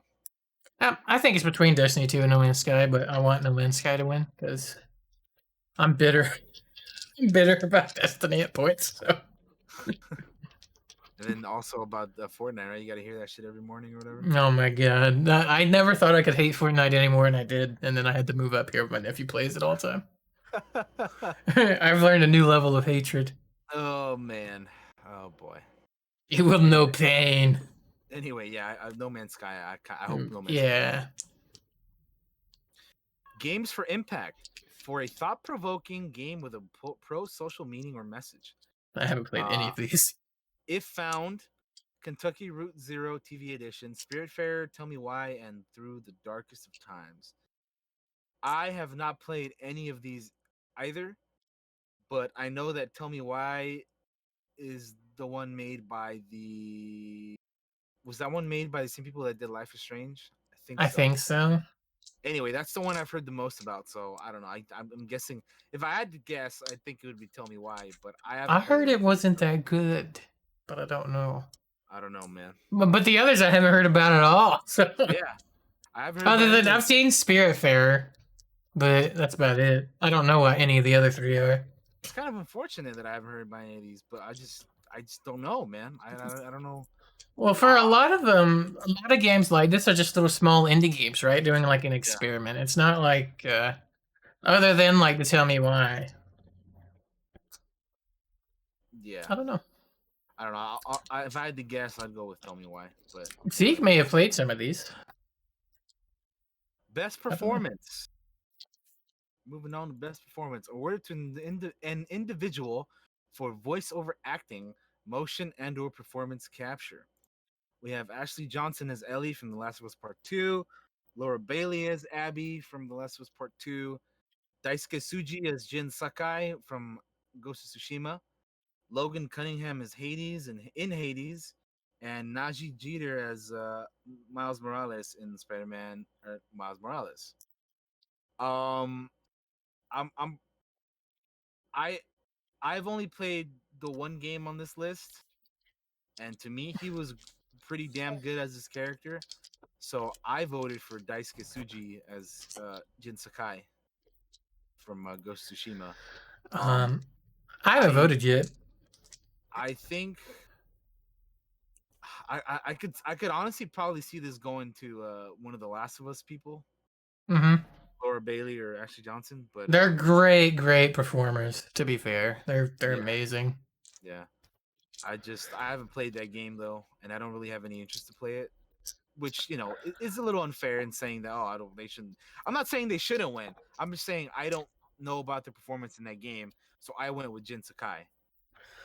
Um, I went with Daisuke, but I'm sure their performance is fine. I'm sure it's great in yeah. that game. Um, between for me, it's between Jin Sakai and Logan Cunningham as Hades because Hades is great. And so I haven't voted yet. This is a hard vote for me. Honestly, I could see any four. The last, like, yeah, Ashley Johnson, Laura Bailey, Daisuke Tsuji, as you said, and Logan Cunningham. I think Miles Morales is too new. No offense Yeah, to yeah, them. Um, uh, and I think it's just up against some of the end of generation just greatest. Like you're against The Last of Us Part Two, regardless of whether you liked it or not. yeah, Um, same. Ghost of Tsushima was everything that was great about PS4 wrapped into a beautiful bow at the end. And the voice acting, all of the voice acting in Hades is amazing. So I'm surprised that it's just him nominated. I guess they could only pick like one, but he is great. So it's really between me personally, and it's because I played the two games, which is Hades and Ghost of Tsushima. It's between those two, and they're both just so good. It's really hard to make a pick for me. that's fair. I'm like for me, like I've only played the one, so I'm going with Yeah. Daisuke. But yeah, he was really good. I enjoyed his portrayal of the character. Um, and like hearing him like because I've been to his streams, like he streams on Twitch and stuff, and he he like his normal voice is so different from the fucking Jin voice that I'm Is just it? like, wow, dude, like this is like how is this the same dude? But yeah, he killed it as Jin, dude. So I had to go with Daisuke, man. He's great. It's very subtle, but he makes you feel emotions. That's for sure, especially at the end of the game. Hmm. Yeah. Best audio design. Recognizing the best in-game audio and sound design. We have Doom Eternal, Half-Life Alex, uh Ghost of Tsushima, Resident Evil 3, and The Last of Us Part 2. Um, I've only played Tsushima, so I can only really vouch for that one. And let me tell you, the audio design in that game is fan fucking tastic. Josh would Yeah. tell you the same thing. From the wind, from the birds chirping to give you a clue, from everything. I think Ghost of Tsushima wins here. I think Doom Eternal's got a shot though. I think After having watched it. Ghost of Tsushima for sure. I've heard good things about the audio in Last of Us Part 2 as well, but I haven't played it, so I can't speak on that. But I hear that's good as well, so I could see that being up there as well. But yeah, I have to go with Ghost of Tsushima for sure. That's my pick. Best score in music for outstanding music, inclusive of score, original song, and or licensed soundtrack. We have Everything on this list is amazing, by the way. Everything on every game on here, yeah, on the regardless if I music, played it or not, I've listened to the music. It is all great. Doom Eternal, Final Fantasy VII Remake, Hades, Ori and the Will of the Wisps, and The Last of Us Part 2. I haven't played any of these, but if I had to take a gander or a guess or a pick about which one is going to win this one, I would say Final Fantasy VII Remake is probably going to win this one. I think But it's probably gonna win. but like you said, these are all great options music wise. I think Hades has got a shot, a strong shot. The music in it's great. And The Last of Us could win as well. Like I mean, just every single game on here has really great music. Even Ori, man, like it's all got great music. So I think Final Fantasy's gonna win. I think any of them have a shot though. I don't Yeah, think if any of the others won, I wouldn't be surprised. Like it wouldn't be like no, like it wouldn't be like that because everything on this on right here is good. It's great. Like I've yeah, it's just amazing. yeah, yeah, yeah. Those are good options for music. Let's see. Best art direction. Final Fantasy VII Remake, Ghost of Tsushima, Hades, Ori and the Will of the Wisps, and the last was Part Two. Again, we have a lot of the same games in the same, in similar categories and stuff. Hmm. Again, for me, this one goes to Ghost of Tsushima because the art in this game, Chef's Kiss, dude. Fucking fan. This is a beautiful fucking game. It is. It's gorgeous. Beautiful fuck. I have never, ever in any other game ever used the fucking photo mode more than I have in Ghost of Tsushima. That game is fucking gorgeous, man. There would be times where I was streaming the game and I wanted to just pause and take pictures of things because of how fucking beautiful that thing is. And then like I Hmm. I would take like sets of pictures, dude. Just that game is so cool, man. And then also like the photo mode in that is pretty great. But anyway, that's a whole nother thing. Um, yeah, just the art design, the way the way this game is. I mean, just like even like when I got the game, I forget if it was part of the pre-order or if I got like the steelbook edition or whatever. But it came with like the digital like art book or something like that, or I forget what it was, but just even looking at that, man, I'm like, this is just awesome, man. Like I just love the lengths that they went to make this game look fucking fantastic, man. And to me, it's yeah, dude. To be fair, I haven't played any of the other games on this list. I'm sure some of these other ones are very beautiful looking as well, but the only one I can vouch for is Tsushima, so that's I think Tsushima wins, but I think it's between Tsushima, Hades, and Ori and the Will of the Wisps. And before people are like, "But Josh, The Last of Us Part 2, I've tuned into enough streams to tell you that game is dark a lot of the time. Like, no offense, but there's not a lot of color to it from what I've seen. And the others have a lot of color to them, and I think that adds a lot to their art direction. So I think Tsushima wins. I think it's between Hades, Ori, and Tsushima, and really any of those three could win, and it wouldn't surprise me. But I think Tsushima really took it to the next level with a lot of their art. So, beautiful game. hmm and Best then Final Fantasy is Final Fantasy. So, Yeah, best narrative for outstanding storytelling, narrative development in a game.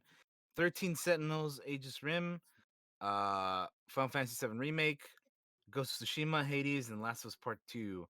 Again, I'm just gonna reiterate what I said about the last category. I have to go for Ghost of Tsushima because it's the only one I've played, and I really fucking love the story. To me, Ghost of Tsushima is one of those all-time great games that I could go back to like at any point for the rest of my life and replay it and be like, I fucking love this game.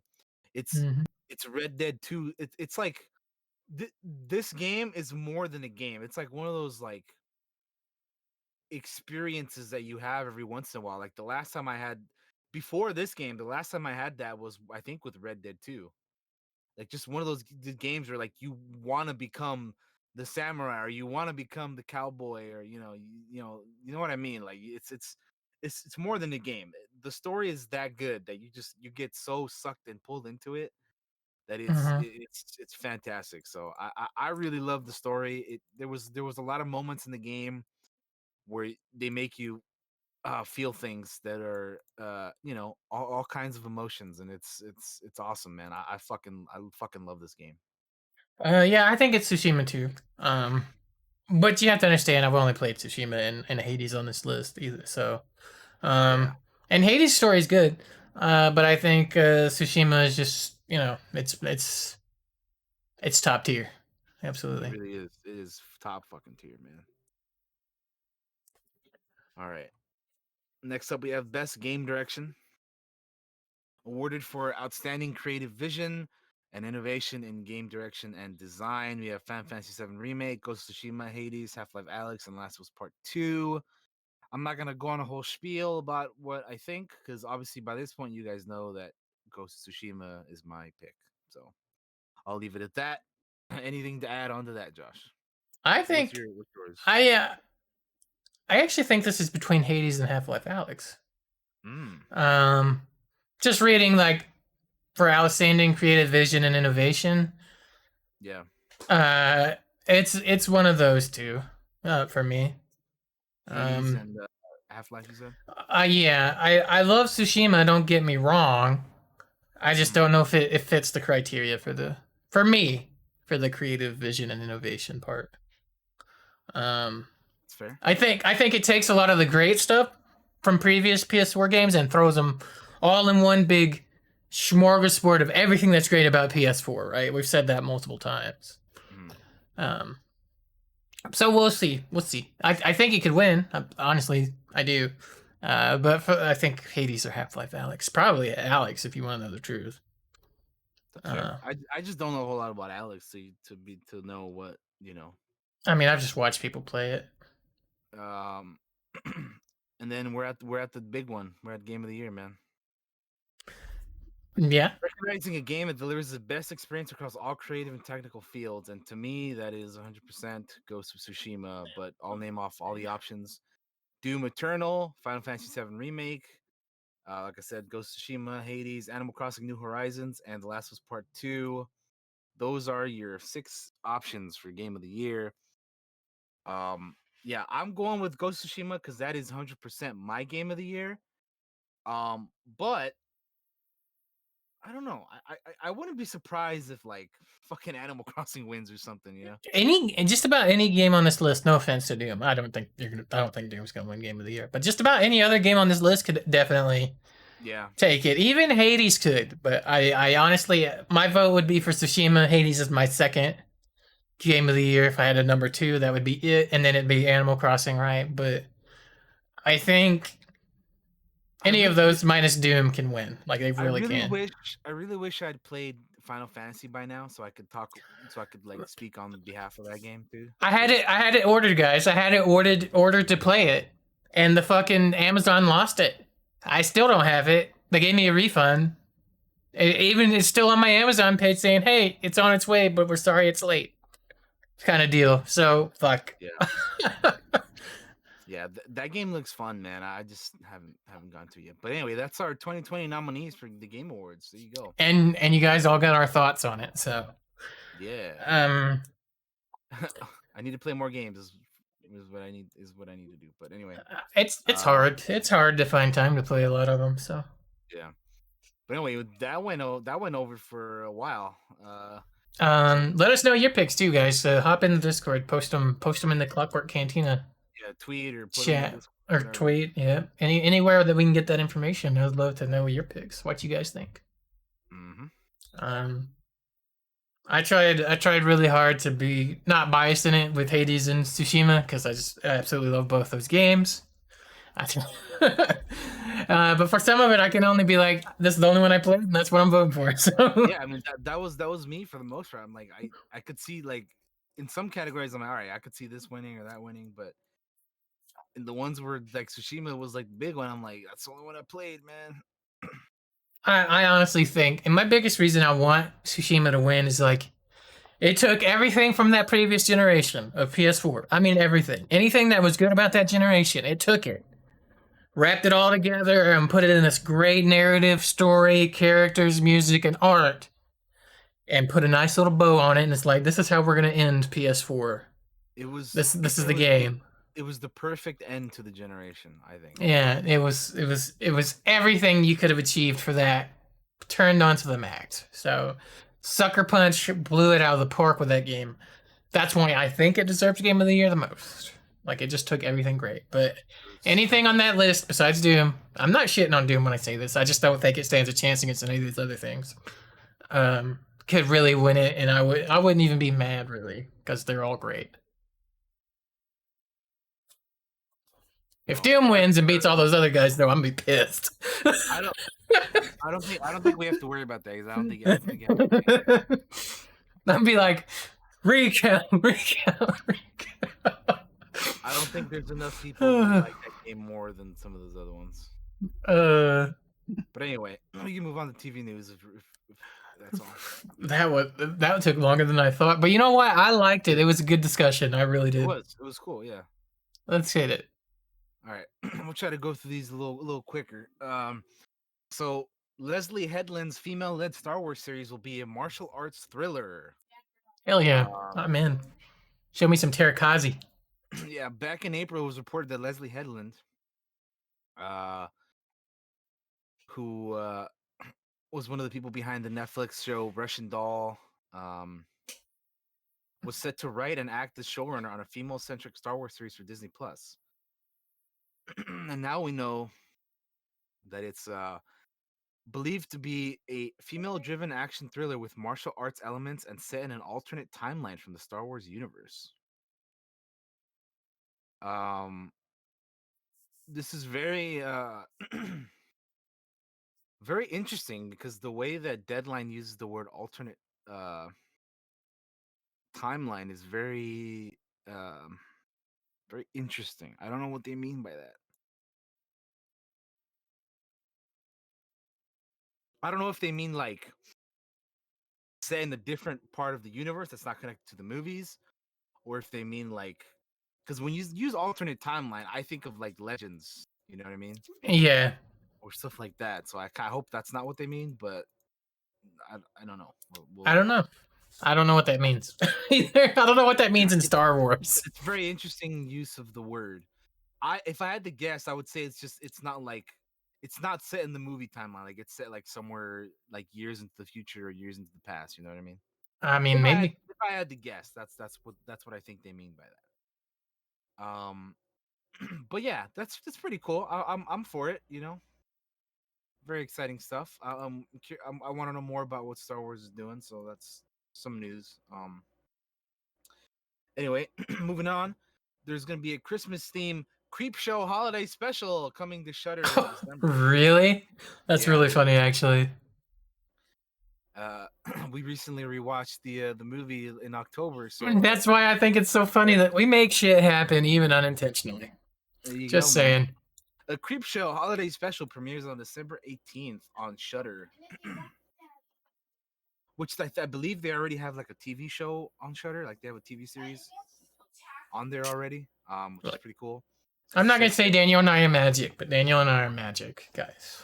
Okay. They will do a proper return for second season in 2021, but yeah, holiday special on the 18th of next month. So that's pretty cool. We're responsible for that show, even though it was on before we watched the movies. Yeah. We're responsible for it. Shutter, we're shortcut. No, I'm kidding. The Umbrella Academy has been renewed for season 3 at Netflix. I mean, I figured that was gonna happen. This is one of those like common sense ones, especially the way that season 2 ended. No spoilers, but the way season 2 ended, you're like, they have to. They're continuing this. I do hope they make some of the characters more. But yeah, I like the show. Make me more invested in them. I like the show a lot, so I'll be looking forward to watching season 3 when that comes out next year. I assume. The third season is going to consist of 10-hour-long episodes and set to begin production in February 2021 in Toronto, Canada. So that's cool. Canada. Here's something for you. Darkwing Duck reboot in the works at Disney Plus. Darkwing Duck. Darkwing Duck. Where's my gargoyles? I mean, hey, dude, at the rate that they're going, they'll probably will do it eventually. But yeah, so they've had Darkwing Duck make appearances in the new DuckTales reboot that started a couple years ago. Mm-hmm. And I think the DuckTales show is pretty good. I'm not caught up on it. Like I need to catch up, but I think it's pretty good. So I'm based off of that, I think they're gonna do a good job with Darkwing Duck. So yeah, that's gonna be pretty cool. And I like that it's on Disney Plus and not on like fucking Disney XD or one of the other, network channels. Fucking network channels. Get out of here. Yeah. Um, the Batman HBO Max spin-off series loses its showrunner Terrence Winter. Mm-hmm. So you know that the Batman movie with Matt Reeves and Mm-hmm. Robert Pattinson as Batman. They were doing a spin-off show which we've talked about, and that one has now apparently lost their showrunner. I believe it was because creative differences. They just Yeah, I believe that's what I heard. yeah they just were not on the same page um with what they wanted to do. Uh, what do we have here? Well, Matt Reeves said, "This is an amazing opportunity not only to just this is him talking about the show, by the way. Um, he says, "This is an amazing opportunity not only to expand the vision of the world I am creating in the film, but to explore it in a kind of depth and detail that only a long format can afford." Um, so yeah,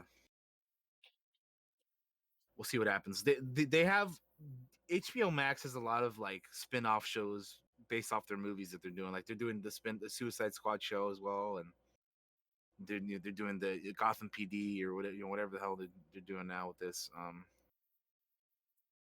Anyway, um, moving on. Stranger Things 4 is adding fucking Robert England fuck yeah. and fucking what's his name Dario Naharis from fucking Game of Thrones. They recently, like over the I think it was yesterday or the day before, they put out some tweets about new cast members, and yeah, dude, they're adding fucking Robert England, dude, the homie Freddy Krueger, and Oh, your boy Freddy, yeah. yeah, and it's gonna be interesting, dude. I'm excited. Like I was excited when they added fucking our boy Samwise Gamgee to season, what was it, 2? Or yeah, it was 2, right? Yeah, I think so.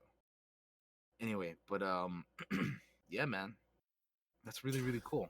It's exciting. Absolutely. I think let me see. Pretty sure that they had like character descriptions of Mm-hmm. who they were gonna be playing. Like for example, for Robert England, it says his name is Robert England, aka Victor Creel, is a disturbed and intimidating man who is imprisoned in the psychiatric hospital for a gruesome murder in the 1950s. Well, that's right up his alley. Right? I was like, dude, if there's anyone perfect enough for that, I mean, Jesus, come on now. Um, and then they have other cast members here, which I'm not familiar with, so we're not gonna really get too into these guys. But what's his name from Game of Thrones? Tom. Man, I Man, don't. he's got a last name that's difficult, huh? I was gonna say Uh, I don't even know. I don't even know if I want to pronounce his last name. well, Sacha? was Chachia? Wasisha. Wasisha? Wasisha. I'm gonna say Wasisha. aka Dmitri, is a smart and charming prison guard, but can he a Russian prison guard, but can he be trusted? Mm. And yeah, we'll leave it at that. But yeah, I interesting. Very, very interesting. I like those two additions to the cast, so we'll see what we have in store. I'm very excited for Stranger Things 4. I love Stranger Things 3. It was fantastic. Mm-hmm. Great season. I think it's up there with season 1 in terms of my favorite. Um, but yeah, looking forward to what they got in store for us. Next up, The Last of Us adaptation has been ordered as a series at HBO. It's been greenlit. We've mentioned in the past how they were working on this. And Chernobyl creator Craig Mazin is attached to write and executive produce alongside with Neil Druckmann. Um, and they're obviously in development with PlayStation Productions and Naughty Dog and all that all that good stuff. Um, but yeah, I feel like we've talked about this in the past, so this is just kind of more of a We kind of have Oh, a yeah, we knew it was gonna happen. Yeah. yeah, we had a we have a confirmation now, I suppose, but it's yeah. It's a thing that is going to be happening. I don't know if they're going to do like my question is, are they going to like basically just retell the first game in the show, or like what's the kind of thing they're going to be doing, cuz I don't know. I don't know. I could see him doing that. I could see him doing just about anything, really. And like I'd be curious to see if they do that, if they do the first game, I'd be curious who they're going to cast for Joel and Ellie. I don't know, but for the love of God, don't Walking Dead this to death. Ugh, man. The last thing I have on here for TV news is that Black Lightning is set to end after 4 seasons at the CW. I heard this was came as a surprise because they were talking about a spin-off or something at one point for a character earlier in the weeks. I I honestly think. don't even know what the hell's going on with the CW shows anymore, dude. I kind of stopped watching them. Yeah, I retired after Arrow. I stopped watching them, and they like canceled. They're doing one final season of Supergirl. They're ending this show. They ended Arrow last year. They're like, I don't even know, man. They recently got like Swamp Thing and Stargirl too, and they're doing like Wonder Girl now as well. Which I'm not gonna lie, I'm a little happy for Wonder Girl, because that's gonna be like a Hmm. more representation for the people out there. But yeah, I don't know, man. I just these CW shows. I used to be a lot more into them, but I'm just not as much anymore. There are a lot of them are ending now. Supernatural ended. Yeah, Um, Arrow's over with. This will be ending. I don't know how many more legs Flash has. Uh, who knows, man. The one that was my favorite was Legends, but I don't know. yeah, Anyway, Legends was just fun. that one was really fun. But yeah, Legends. Black Lightning after 4 seasons. I think this upcoming season is its fourth one, so this will be the last one for this one. There'll be the last one for Supergirl, and yeah, here we go, man. It's the end of Um, an era, but not yep. because they're gonna continue doing so. So that's it for TV news. That's all I got. If you want to That's move on it to for the TV news. Yeah, let's move movies, on. Let's bro. hit that movie news. All right. First up, we have Mads Mikkelsen in talks to replace Johnny Depp in Fantastic Beasts, because that whole thing is crazy with Hey, yeah, oh, Lord. I think we talked about it last time. Like I didn't really want to talk too much about the whole Johnny Depp and I'm just not super educated on the whole Amber thing. Heard thing. Yeah, because it's exactly I didn't. I because didn't want to be irresponsible with my words when I have no fucking clue what's going on. exactly. But all I know is that Johnny Depp is no longer on Fantastic Beasts, and Amber Heard is still with Aquaman. So I don't know, man. I don't know. I don't know what that's supposed to mean. But anyway, yeah, your boy Mads Mikkelsen, King Maximilian himself, is in talks to replace Johnny Depp in Fantastic Beasts. Um, which again, I mentioned this last time also, but I don't really care about the Fantastic Beasts movies personally. I watched the first one, I thought it was boring, and then I never watched the second one. But I mean, anytime you add Mads Mikkelsen, you're getting talent. So That's true. He's a very that's talented actor. yeah. If you're getting anyone as a replacement, it's a good replacement right there. I mean, that's why I cast him in as King Maximilian. Man, he's just great. He's easy Yeah, to work with. He doesn't mouth off to me. I'm waiting to see who else you cast in Frozen Decimation, man, because you He haven't can cast anybody. You haven't cast he anybody in a hot minute, man. he can play a corpse with the best. No, I'm kidding. Jesus. I'm Um, trying to think, who was the last person you cast? Was it the Dandy? Like how long ago was I that? think it was the Dandy, and that was like 2 years Was ago. forever ago, dude. Yeah, you haven't cast anybody anymore, man. Uh, Anyway, Scorpion King reboot in the works from Dwayne Johnson and Danny Garcia's $7 Productions and Universal. Straight out of Compton scribe Jonathan Herman penning script. This is from Deadline. Your boy Dwayne the Rock Johnson, man, he's doing the Scorpion he's King. very passionate about it, from what I understand, because it was like his big break, right? Mm. So I'm glad that he's a big. I think he's the big push behind getting this rebooted. If I'm not mistaken, seems to be anyway. He's involved in it. Yeah.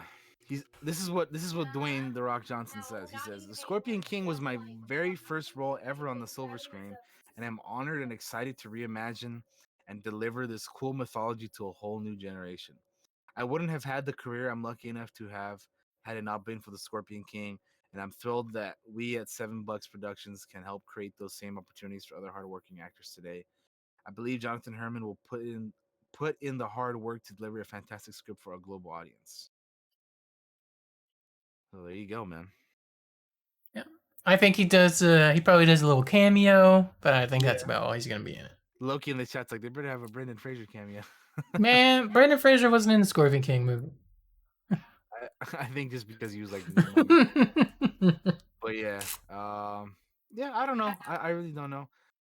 Uh, I know that they made the original movie and then they made like a second one, didn't they? 5,000 sequels slash spin-offs that are all Which garbage. which I don't know why they did that, but anyway, they're doing a reboot, so hopefully that'll be better than all that other stuff that they Yeah, did. let's hope. I bet The Rock probably owns all of those on Blu-ray and it's just like, this is just awful. These sequels are terrible. Let's reboot it.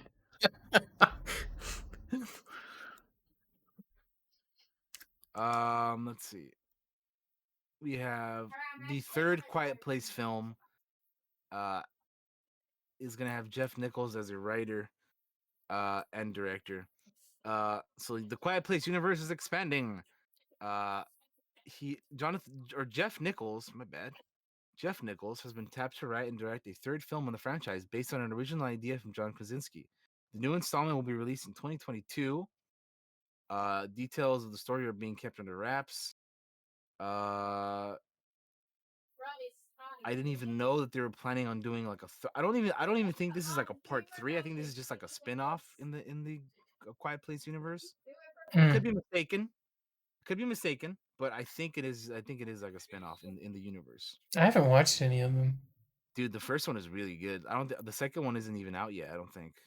They Oh. uh they were supposed to come out this year, but then the world ended, so they pushed it back to April 23rd of 2021. Um so but the first one is really good. I would definitely recommend checking that one out. That one sounds awesome. But yeah, I'm curious what they have for an idea for the third one, even though we haven't seen the second one yet. But yeah, that's cool. Definitely recommend watching the first one though if anybody hasn't seen it. I need to. John M. Chu is in talks to direct the live action Lilo and Stitch movie for Disney. Crazy Rich Asians director John M. Chu is in talks to direct Disney's live action adaptation of the 2002 animated hit movie Lilo and Stitch. Uh, Dan Lin and Jonathan Eyrick of Rideback are producing. Uh, yeah, we've known for a while now that they were wanting to do a live action version of this. I'm very curious how this one's gonna work in live action because I mean I think with the CG and stuff is gonna make Stitch look pretty good, especially nowadays. I think they could do a pretty good job. Just I, I, just put a dog in a suit. Let's do I mean, it. they could just I mean shit. They could do what they did with fucking Yodi from Mandalorian, dude. Make him like half puppet and half CG, man. Just make him run around and shit. Nah, I mean they'll probably end up doing him all CG. Honestly, though, but it'd probably make more sense for that guy. I love Lilo and Stitch. Yeah, Lilo Switch is good stuff. I actually rewatched it like several months back at this point. Like sometime during the summer, I think I rewatched it, and it was cool, man. I do enjoy Lilo and Stitch. It's a good And I'm movie. fine with the live action remakes as long as they're good. Same, yeah, of course. Because I still have the original, Yeah, animated. exactly. I mean, there will always be the originals. You know what I mean? Um, I just don't want them yeah. to poop all over their franchise that I I, love. s- I still need to watch some of these other live action ones like The Lion King and stuff like that. But I saw Mulan and I've seen Aladdin and some of these other ones. So I don't know. We'll see. Hopefully this one's gonna be good, but we'll see. Yeah, Um, in other news, Chris Pratt is set to reprise his Star Lord role in Thor: Love and Thunder. I saw So this. I think it was kind of rumored though that the Guardians would be in Thor: Love and Thunder. So I mean that makes sense that he's gonna come back as well. Yeah. Um, yeah, I'm just I love Thor Ragnarok, so I'm very excited for Thor: Love and Thunder.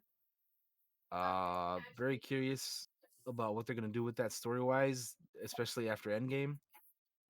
Um, but yeah, I don't know. In general, I'm just very curious about what the hell they're doing after Endgame because this is the first year since 2009, and what I mean by this year, I mean 2020 is the first year since 2009 that we haven't had anything Marvel,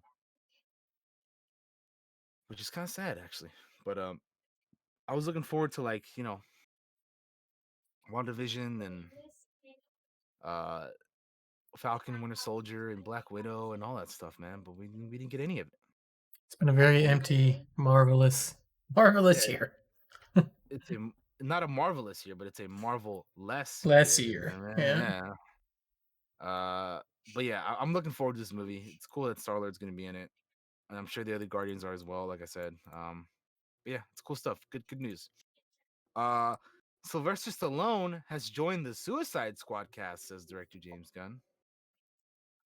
He put out a Instagram post where it was him and Stallone himself, where he says, "Always love working with my friend, official Sylvester Stallone, and our work today on Suicide Squad was no exception.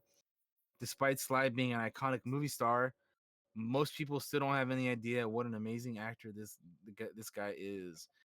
James Gunn is one of those dudes to me that he will, if you're his friend, he got you, man. He'll hook you up, bro. 'Cause he puts Michael Rooker in fucking everything he's in. He puts his brother in fucking everything he's in. And now, like, so it seems like Sylvester Stallone is being put in everything he does too. Cause like he put him in Guardians, he put him in this. Like, dude, must be nice to be James Gunn's friend, right? He puts you in I all want his to shit. heard. I thought I heard he's just doing a voice or something. Is that what Probably. he's I mean, doing? I don't know. I don't think it says here, but he's in the movie now. Apparently, he portrays some character, but I don't know who or what, or if it's voice acting or just acting. I don't know. We'll see. We're gonna know immediately who it is. Like, I heard, I doubt this is true at all. So take it for a grain of salt when I say this. Somebody said he's going to be the voice of King Shark. Could you imagine? I'm the hey, this here Susan. I'm the King Shark. Suicide Squad. I'm the King Shark. Adrian! Uh, you Oh know, boy. Anyway, speaking of DC news, Wonder Woman 1984 is set to debut both on HBO Max and in theaters on December 25th, aka obviously Christmas. Um, so it's coming to both. Uh, so HBO Max and also in theaters, and then internationally where HBO Max is not available, Wonder Woman 1984 will debut in cinemas 1 week earlier on December 16th. The film will stream on HBO Max for a month at no additional cost to subscribers. I think this is pretty cool, man. I'll be watching it at home because I love my loved ones and I don't want them to die. Yes, America. we'll definitely be. What we're gonna do is, I think we're gonna watch this movie and then we'll have an episode on it to talk about it. Um, sometime in December. Or actually, wait, it comes on the 25th, right? It comes out on Christmas Day. That means we'll probably we'll probably do an episode on it. Oh, maybe the 26th, the day after that. We'll see. We'll Yeah, see. yeah, We'll see if I can make time on Christmas Day to watch it. well, yeah, that's true. I mean, actually, That's the thing that sucks is like it is it it drops is that it is day. the holidays. He dropped it right on the holiday. Yeah, I don't know. It will get watched. It will get discussed. We'll We'll see. promise you that We'll much. if not on the if we don't talk about it on the 26th, we'll probably talk about it on the 2nd of Yeah, January. One of those. Keep your eyes. we'll try to make it Let me know. happen. We'll let you know. We'll for sure watch it though. But yeah, uh, it'll be one of those. Um, moving on. Um, we have Deadpool 3 uh, is now in the works as well. Um, Ryan Reynolds um is obviously coming back because why wouldn't he? He is Deadpool. Uh, but they have their writers on this movie who I'm gonna try to pronounce his last name, but it's the Molyneux sisters, I think. Uh, Wendy Molyneux and Lisa Molyneux Loglin are set to write Deadpool 3. Writer meetings have been taking place over the past month, where Ryan Reynolds recently had a meeting with a handful of writers to hear their pitches. And he saw the sisters take as the perfect fit for what they wanted. The film remains in early development, but the hiring of the Molyneux sisters does mark the first major step in getting the next Deadpool film into production. Uh, this marks the first Deadpool film where Marvel Studios will work hand in hand with Reynolds and the team Deadpool. Uh, and Yeah, we're gonna have Kevin Feige's involvement now, I suppose, right? With Marvel Studios being involved in it now. I reckon so. So that's exciting. I mean, I really like Deadpool 1. Deadpool 2 was not my favorite. I think that one's a little uh what's the word? I enjoyed it less than the first one. I didn't like it as much as the first one. So I'm hoping that Deadpool 3 is um Yeah. as good, if not hopefully better than the first one. So that's what I'm hoping for, but I don't know. We'll see. I didn't really like the second one that I much. didn't like 2 as much either, no. But hoping for good things as always. Um, Moving on. We have Predator. They're making another Predator movie. They're returning with 10 Cloverfield Lane Helmer Dan Trachtenberg at 20th Century Studios. 20th Century Studios has engaged 10 Cloverfield Lane director Dan Trachtenberg to direct the fifth installment of the Predator series. The script is being written by Patrick Asen, whose producer credits include Kingdom, Jack Ryan, and Treadstone. They're keeping the plotline under wraps at the moment, but I'm told it won't swing back to developments in the most recent film. Fox made its last entry in the 2018 thriller The Predator. Um, did you end up watching The Predator, the last one that came out? No, I never did. Okay, I I liked parts of it, but there are other parts of it that I was like, huh? And the ending was just fucking dumb, dude. I was like, what the hell is this ending? I liked like the action sequences and stuff, but like the ending of this movie is like, what are you guys doing? So I don't know what the hell they're gonna do for the new movie, but I don't know, man. I just is it too much to ask for a Predator movie that's like the first one? You I just want you could literally make that exact same movie and it'd be great. I just want them to go back to something like that. Yeah. You know what I mean? Like, stop trying to be all extra with these damn Predator movies. Just listen. I'm not saying it's an easy task to go back and like do something like the first one because I mean you've already done it, and I think the first Predator movie was done very well. That movie is fantastic, and it's hard to.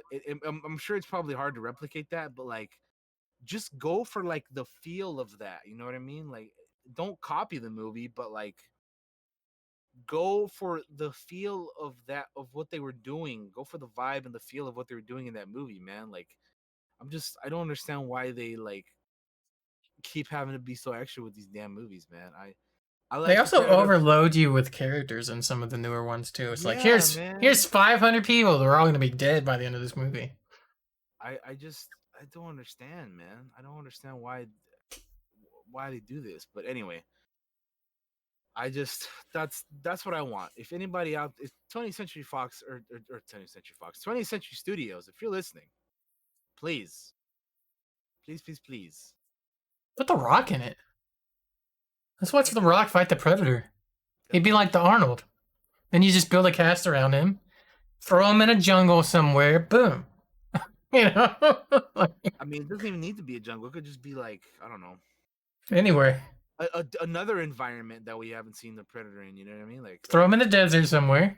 yeah, Boom. desert would be pretty interesting, or like a fucking make it like the Thing, dude, but with the predator. You know? Yeah.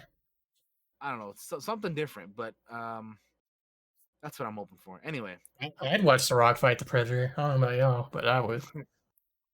so yeah, I don't know. I don't know how I feel about that. I need to. I wish I knew what kind of story they were going with, but That's the thing. It's like, we're remaking the Predator. Oh, great, the 500th time. Oh, you guys yeah. have tried it so much and left me so disappointed quite a few Anyway, times. to end the movie news, we have two trailers here. Well, let's watch me. One is for Chaos Walking, which I don't even know if you know about this movie, but I had heard about this movie forever ago because it has Daisy Ridley, Tom Holland, and Mads Mikkelsen in it. And let's just check it out. I got it. I got a spaceship coming in for re-entry here on Earth. I assume. Looks like Earth.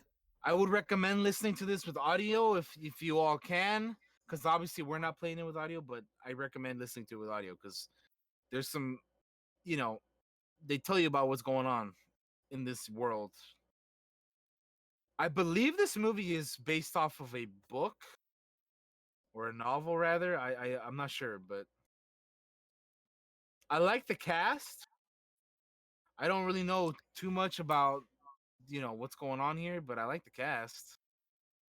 Yeah. I don't know shit about this. Yeah, I mean, I don't really, but I mean, it looks intriguing at least.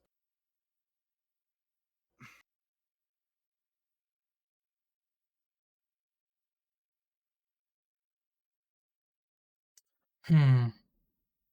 They're dead. Bum bum bum. This one doesn't have This one doesn't have captions either. Huh? No, I don't. That sucks. Yeah, it's unfortunate. I would watch it with sound when you can for sure. I have sound on. I just have it where the stream won't get Oh, it. okay, gotcha. So I kind of know what the deal is. I still had it from when I watched Cyberpunk. I had sound on. Gotcha. Um, it, Mads Mikkelsen looks pretty cool in this. yeah, it seems interesting. I don't know. I mean, at the very least, it's kind of intriguing. Like, I don't really know what that was going on, other than No, what they tell us here. But Mads Mikkelsen in that big fur coat looks pretty dope. yeah, Mads Mikkelsen is baller, dude. I mean, come on. And again, I like the cast: Tom Holland, Daisy Ridley. We already mentioned Mads Mikkelsen. I don't know what the hell that thing at the end there is, though.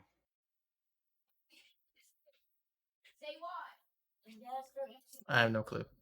Interesting. Yeah, I don't know. It's we'll see. We'll see. This movie is either going to be really crappy or good. or decent. You know what I mean? Like, Mm-hmm. yeah. We'll find out. Anyway, The the last cast is trailer. pretty cool. Yeah. Yeah. Go ahead. Anything No, else I you was got just on saying the there? cast is pretty cool. No, that's it. Okay, so I haven't seen this trailer for Tom and Jerry. I was surprised they're even making a movie about this. So Yeah, let's have a look. See here. let's see what we have. For you youngins, Tom and Jerry was a really old cartoon that they beat the shit out of each other. What is going Mm-hmm. on here already? This is like, I don't know if I like the way they look. I don't know if I do either. It's weird. And then it's like live action, dude? I don't know. What the hell is this? What? It's it's got him in it. What the fuck? It's This got looks Michael Pena terrible, in dude. This looks bad, dude. it. No, it doesn't I'm look very good sorry. at all. I'm sorry. This reminds me of the Smurfs, bro. Like, oh my god, this looks so bad, dude. This is for the kids. This is Yeah. This is not what I expected when they were talking about a Tom and Jerry movie. I thought it was gonna be all animated, I not thought it was this too. weird. What the fuck is this? This is some weird live What action. is what is that? Okay, this movie's not for me. I'm out. Nope, You nope, lost me. nope. We're gonna watch the whole thing through here though, cause I'm committed. We are, but they lost me already. We're gonna Garfield this apparently. Oh god, this is painful to watch, dude.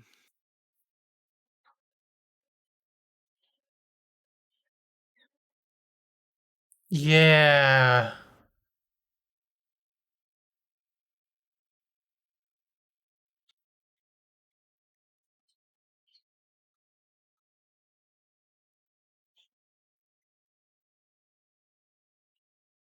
Who thought this was a good idea?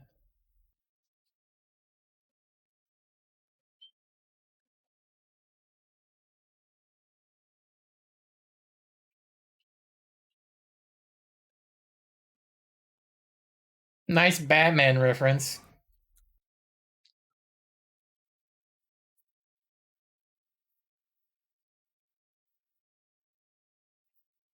Friends, don't watch this movie. If you want to watch Tom and Jerry, watch Tom and Jerry.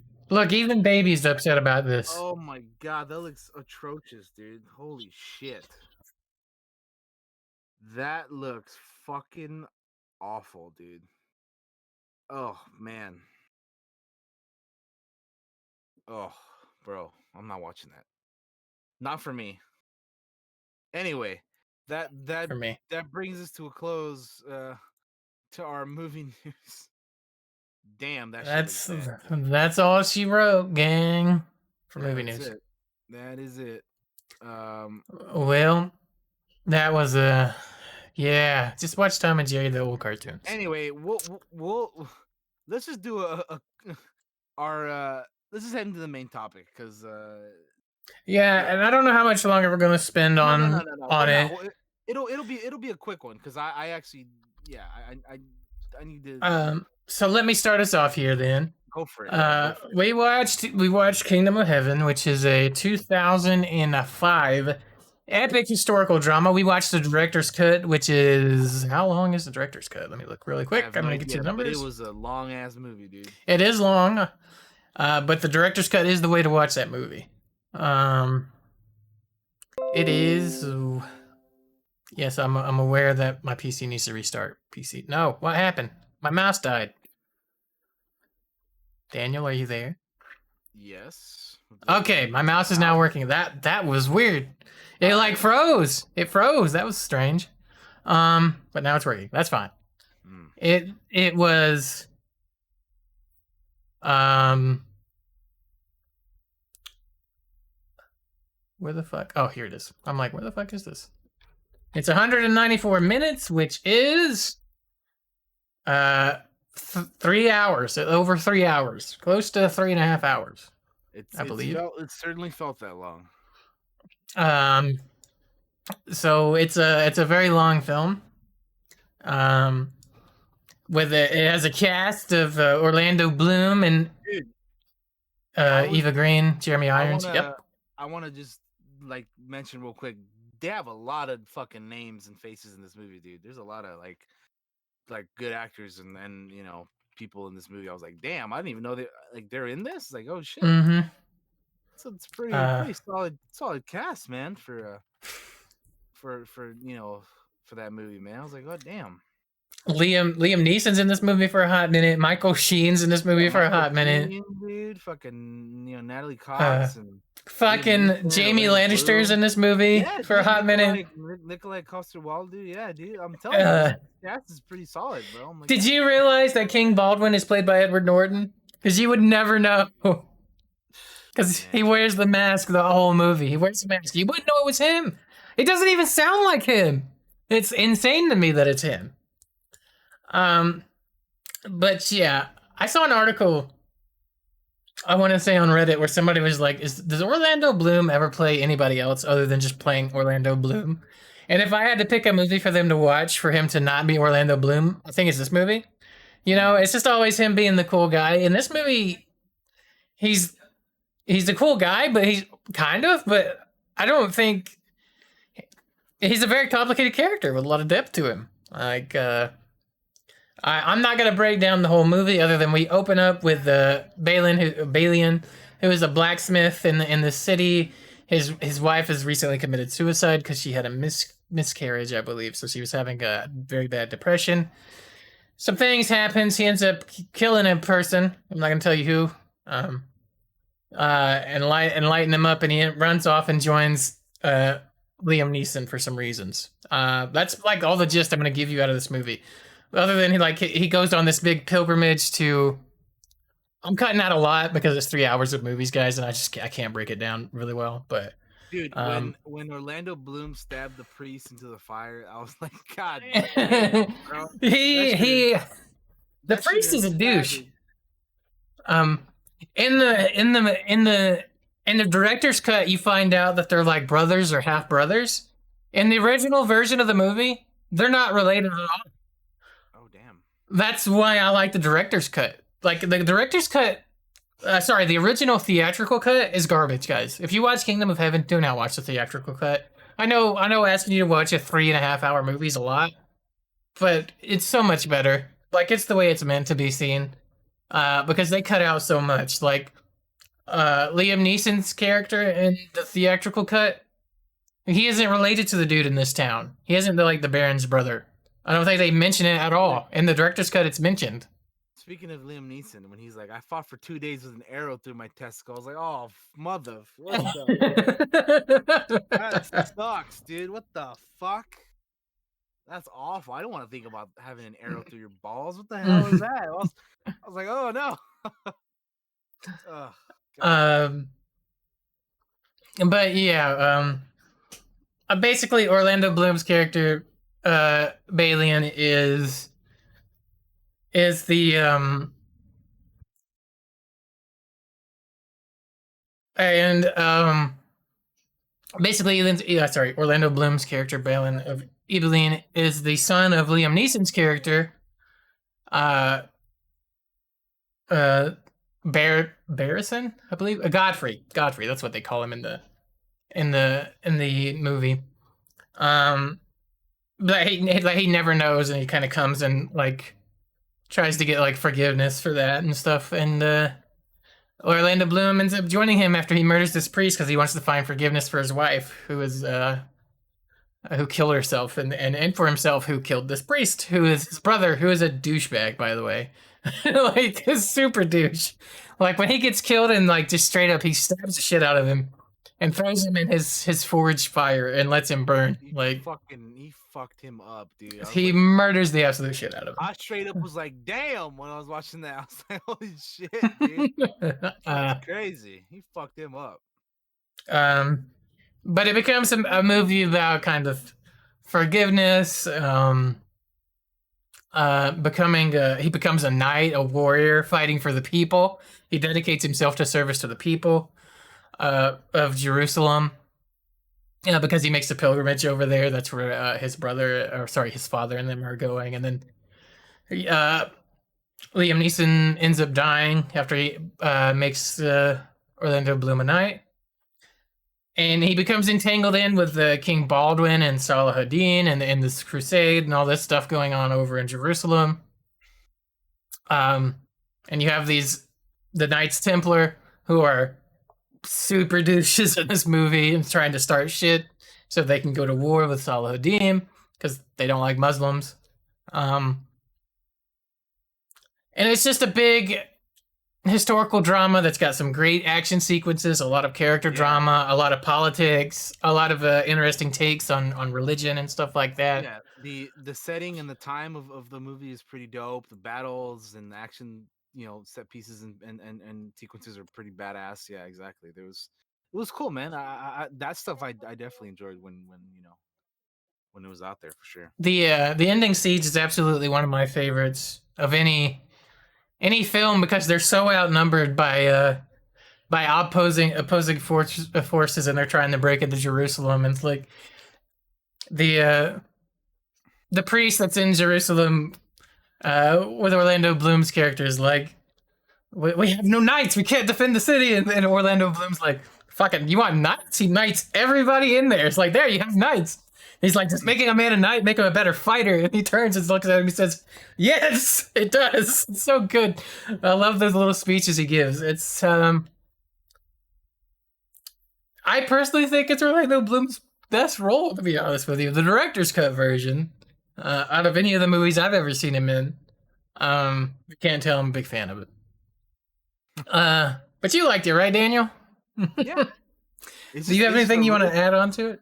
It's just a really long movie, man. It's Yeah, a it really is. long movie, but yeah, I mean, I enjoyed the action sequences. I should say the director's cut has an intermission in it, so you does, can take a yeah. break if you need to. It's in the middle. That is something that we forgot to mention. Also, when we were talking about the cast trailer, we forgot to mention fucking Ava Green is in this. No, I said Ava Green. Oh, you did? Okay. I did. Yeah, I missed Jeremy Irons. Fucking Brendan Gleeson, dude, and you mentioned Ed Norton already, but like, you know, Alexander Sedig as well. Like this movie's. I think the very first time I watched this movie, I did not realize that was Edward Norton in the with the mask on. He plays King Baldwin, who has leprosy and is a leper, so he has a mask on the entire movie. Yeah, I never realized that was him the first time I watched this movie. I'm like, wait a minute, that's Edward Norton? What the fuck?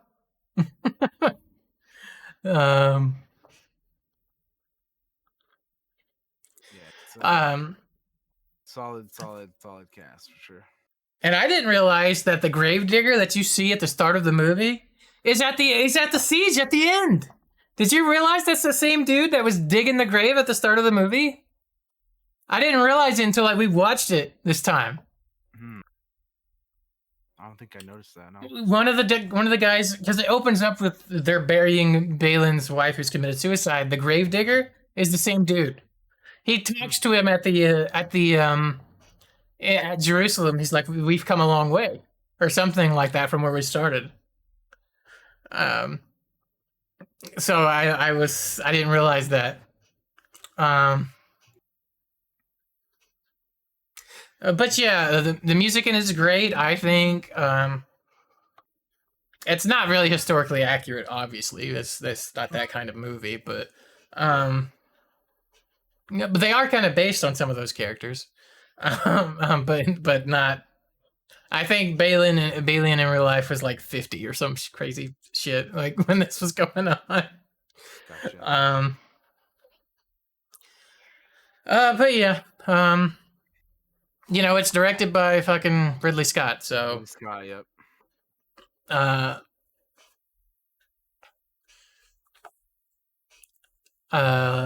Who is amazing. Also, this movie had a Wilhelm in it, so fuck yeah, dude. Gets my seal of approval.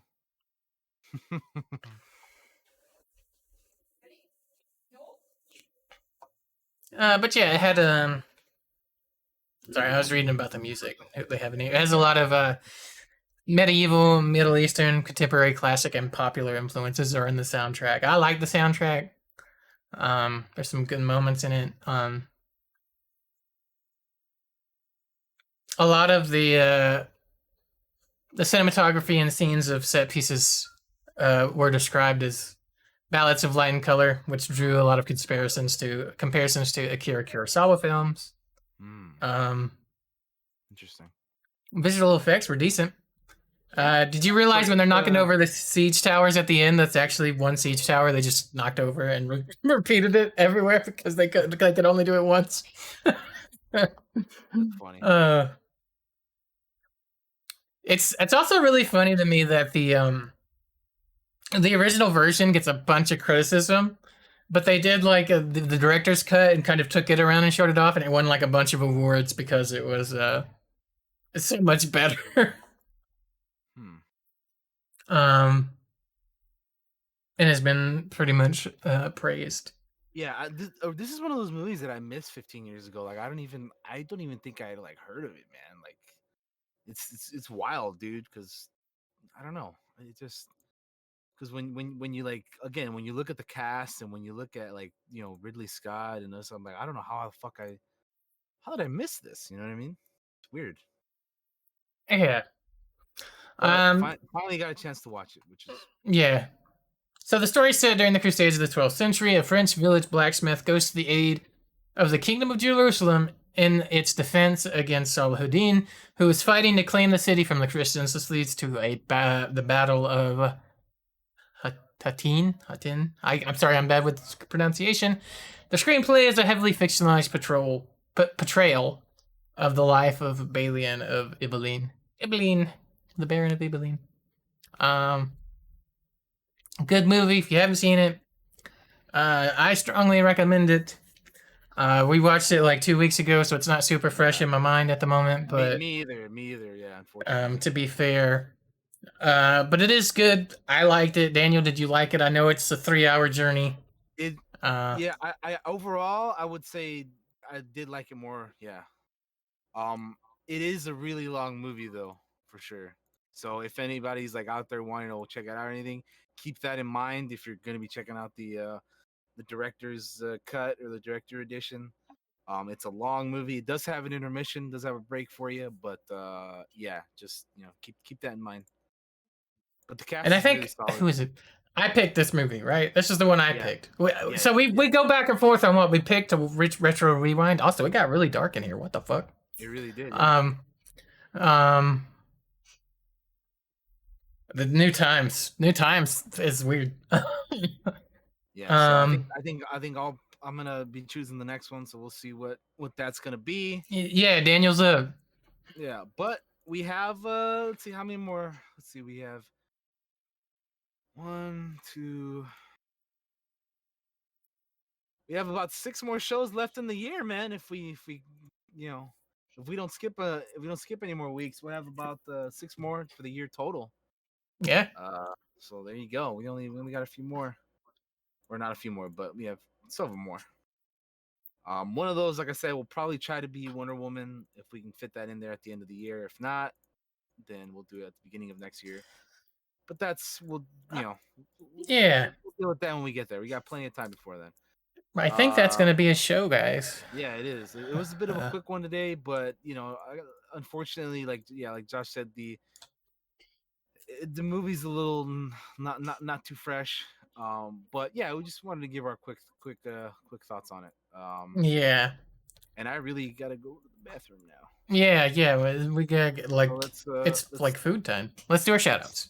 let's wrap this up, everybody. Thank you all for joining.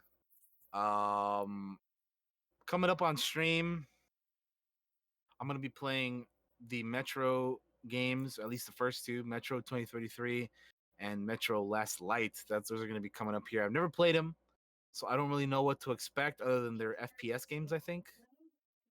But I don't really know what else. Anyway, we'll be playing that, and then yeah, I'm excited to get into that. Like I said, I beat the Vampire already, so the YouTube videos should be going up like every day. There should be a new one about my playthrough of that.